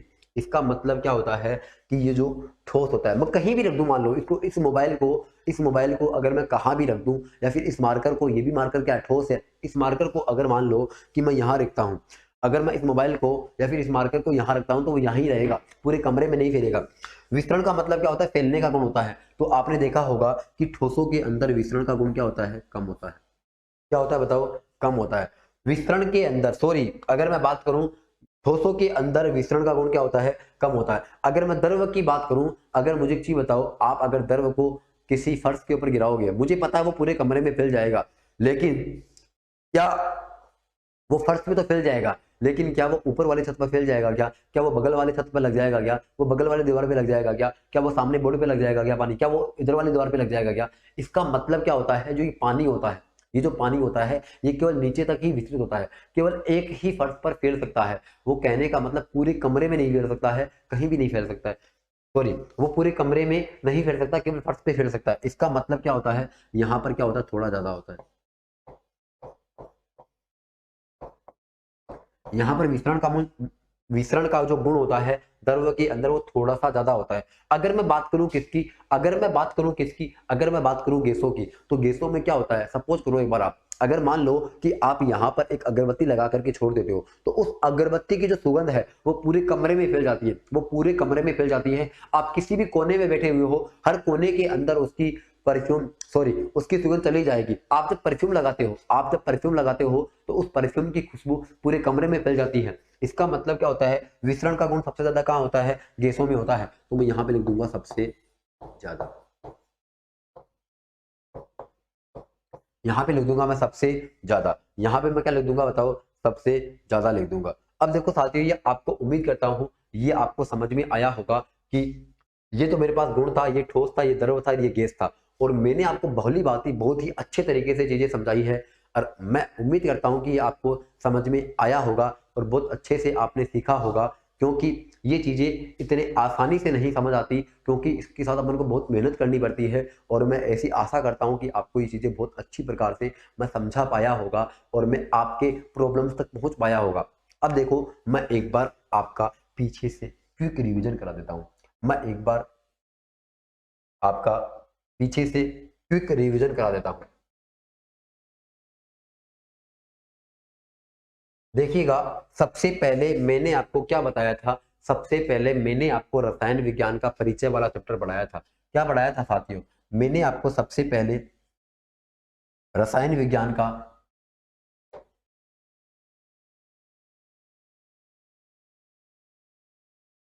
मैंने आपको सबसे पहले रसायन विज्ञान का परिचय वाला चैप्टर पढ़ाया था।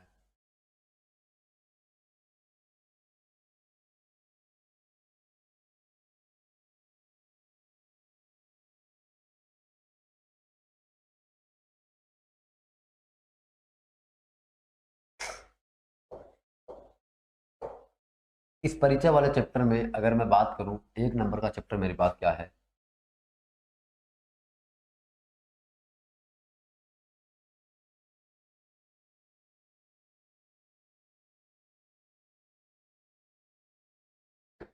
इंट्रोडक्शन। 1 नंबर का चैप्टर मेरे पास क्या है? इंट्रोडक्शन। इस इंट्रोडक्शन में मैंने आपको क्या बताया था? सबसे पहले कि रसायन विज्ञान की उत्पत्ति लैटिन भाषा के एक शब्द कीमिया से हुई है, जिसका अर्थ क्या होता है? काला रंग। जिसका अर्थ मेरे पास साथियों क्या होता है? काला रंग होता है। जिसका अर्थ क्या होता है साथियों? काला रंग होता है। फिर मैंने आपको बताया कि रसायन विज्ञान की उत्पत्ति मिस्र देश से हुई है। कहां से हुई है? मिस्र देश से हुई है। जहां जिस समय रसायन विज्ञान की उत्पत्ति हुई थी मिस्र देश में, उस समय रसायन विज्ञान को किस नाम से जाना जाता था? मतलब रसायन विज्ञान को पूर्व में किस नाम से जाना जाता था? रसायन विज्ञान को पूर्व में किस नाम से जाना जाता था? रसायन विज्ञान को पूर्व में केमीटेकिंग के नाम से जाना जाता था। किस नाम से जाना जाता था साथियों? केमीटेकिंग के नाम से जाना जाता था। उसके बाद में अगर मैं बात करूं, इस रसायन विज्ञान के पिता कौन है? एंटोनी लॉरेंट लेवोशिए है। कौन है? एंटोनी लॉरेंट लेवोशिए है। उसके बाद में अगर मैं बात करूं कि इस रसायन विज्ञान को अपन कई बार कभी कभी इसके पिता को रॉबर्ट बोयल को भी कह देते हैं। फिर देखिएगा, आप अगली स्लाइड पर चलिएगा। फिर मैंने आपको क्या बताया था कि रसायन विज्ञान की परिभाषा क्या है? मैंने आपको अच्छी तरीके से बताई थी कि परमाणुओं या अणुओं का विज्ञान क्या कहलाता है? रसायन विज्ञान कहलाता है। परमाणुओं या अणुओं का विज्ञान क्या कहलाता है? रसायन विज्ञान कहलाता है। फिर मैंने आपको क्या बताया था साथियों? फिर मैंने आपको यह बताया था कि जो परमाणु होते हैं, उन परमाणुओं का रासायनिक संगठन, उनकी आपसी क्रियाएं और परमाणुओं की संरचना का अध्ययन क्या कहलाता है? रसायन विज्ञान कहलाता है। चलो मैं आपको आगे ले चलता हूं। फिर मैंने आपको यह बताया था कि रसायन विज्ञान का वर्गीकरण कैसे होता है। रसायन विज्ञान का वर्गीकरण कैसे होता है, इसमें अपन क्या क्या पढ़ते हैं? मैंने आपको पहले बताया था कि भौतिक रसायन, फिजिकल केमिस्ट्री, 2 नंबर में बताया था ऑर्गेनिक केमिस्ट्री, और 3 नंबर में बताया था इनऑर्गेनिक केमिस्ट्री। फिर मैंने आपको यह भी बताया था कि फिजिकल केमिस्ट्री में अपन क्या क्या पढ़ने वाले हैं। फिर मैंने आपको यह बताया था ऑर्गेनिक केमिस्ट्री में अपन क्या क्या पढ़ने वाले हैं। फिर मैंने आपको यह बताया इनऑर्गेनिक केमिस्ट्री में अपन क्या क्या पढ़ने वाले हैं। यह आपको समझ में आया होगा। फिर मैंने आपको यह बताया था कि पहला चैप्टर अपने पास क्या है। फिर मैंने आपको पहला चैप्टर बताया था, और पहले चैप्टर का नाम था पदार्थ एवं इसकी अवस्था। सॉरी, दूसरे चैप्टर का नाम था पदार्थ एवं इसकी अवस्था। अब पदार्थ एवं इसकी अवस्था में अगर मैं बात करूं, पदार्थ एवं इसकी अवस्था में अगर मैं बात करूं, तो मैंने आपको पदार्थ की 3 बातें बताई थी कि पदार्थ को हम अपनी ज्ञानेंद्रियों के द्वारा महसूस कर सकते हैं। इसका कोई ना कोई स्थान होता है, और वो इस ब्रह्मांड में क्या करता है? जिसका कोई ना कोई द्रव्यमान भी हो। अगर मैं आगे लेकर के चलूं, तो मेरे पास क्या था बताओ? पदार्थ की अवस्थाएं थी। पदार्थ की अवस्थाएं 2 प्रकार से होती है, भौतिक अवस्था के आधार पर और रासायनिक अवस्था के आधार पर। भौतिक अवस्था के आधार पर 5 प्रकार के: ठोस, द्रव, गैस, प्लाज्मा और बोस आइंस्टीन कंडेंसेट। अगर मैं बात करूं रासायनिक अवस्था के आधार पर, तो रासायनिक अवस्था के आधार पर पहला था तत्व, दूसरा था यौगिक, और तीसरा क्या था? मिश्रण। तत्व 3 भागों में बढ़ते थे: धात्विक, अधात्विक और उपधातु। अगर मैं बात करूं यौगिक भी 2 भागों में, कार्बनिक और अकार्बनिक। अगर मैं बात करूं मिश्रण, 2 भागों में, समांगी और विषमांगी मिश्रण। फिर मैंने आपको क्या बताया था? फिर मैंने आपको ठोस, द्रव और गैस में अंतर करना बताया था कि क्या ठोस होता है, क्या द्रव होता है और क्या गैस होता है। और उम्मीद करता हूं साथियों ये आपको चीजें समझ में आई होगी। अब अपन साथियों क्या करेंगे? अब अपन आने वाली क्लासों के अंदर चीजें पढ़ेंगे। तब तक के लिए आप अपना ख्याल रखना, आप अपने स्वास्थ्य का ध्यान रखना, क्योंकि अगर स्वास्थ्य रहेगा तो हम अच्छे से पढ़ाई कर पाएंगे। अगर स्वास्थ्य अच्छा नहीं रहेगा तो हमारी एनर्जी में डेफिनेटली गिरावट आ जाएगी और हम अपने लक्ष्य को प्राप्त करने में असफल हो जाएंगे। तो कोशिश ये करना, सर्दी का समय है, थोड़ा सा अपने स्वास्थ्य का ध्यान रखना, रिजाई के अंदर घुस करके अच्छे से पढ़ाई करना। कोई भी डाउट हो आप उसको बार बार उसके ऊपर कोशिश करना। अपने आसपास जो भी है भाई बंधु जो आपको अपनी हेल्प कर सकते हैं उनसे आप मदद लीजिएगा। अगर उनसे नहीं जुड़ पाते हो तो आप मुझे कमेंट के माध्यम से मेरे से पूछ लेना, मैं आपको हर चीज़ें बता दूंगा, आपको कोई तकलीफ नहीं आने दूंगा, मैं ये आपसे वादा करता हूँ। तो चलो साथियों, आज के लिए मैं आपसे अलविदा कहता हूँ और अब अपन आने वाली क्लासों में जल्द ही मिलेंगे।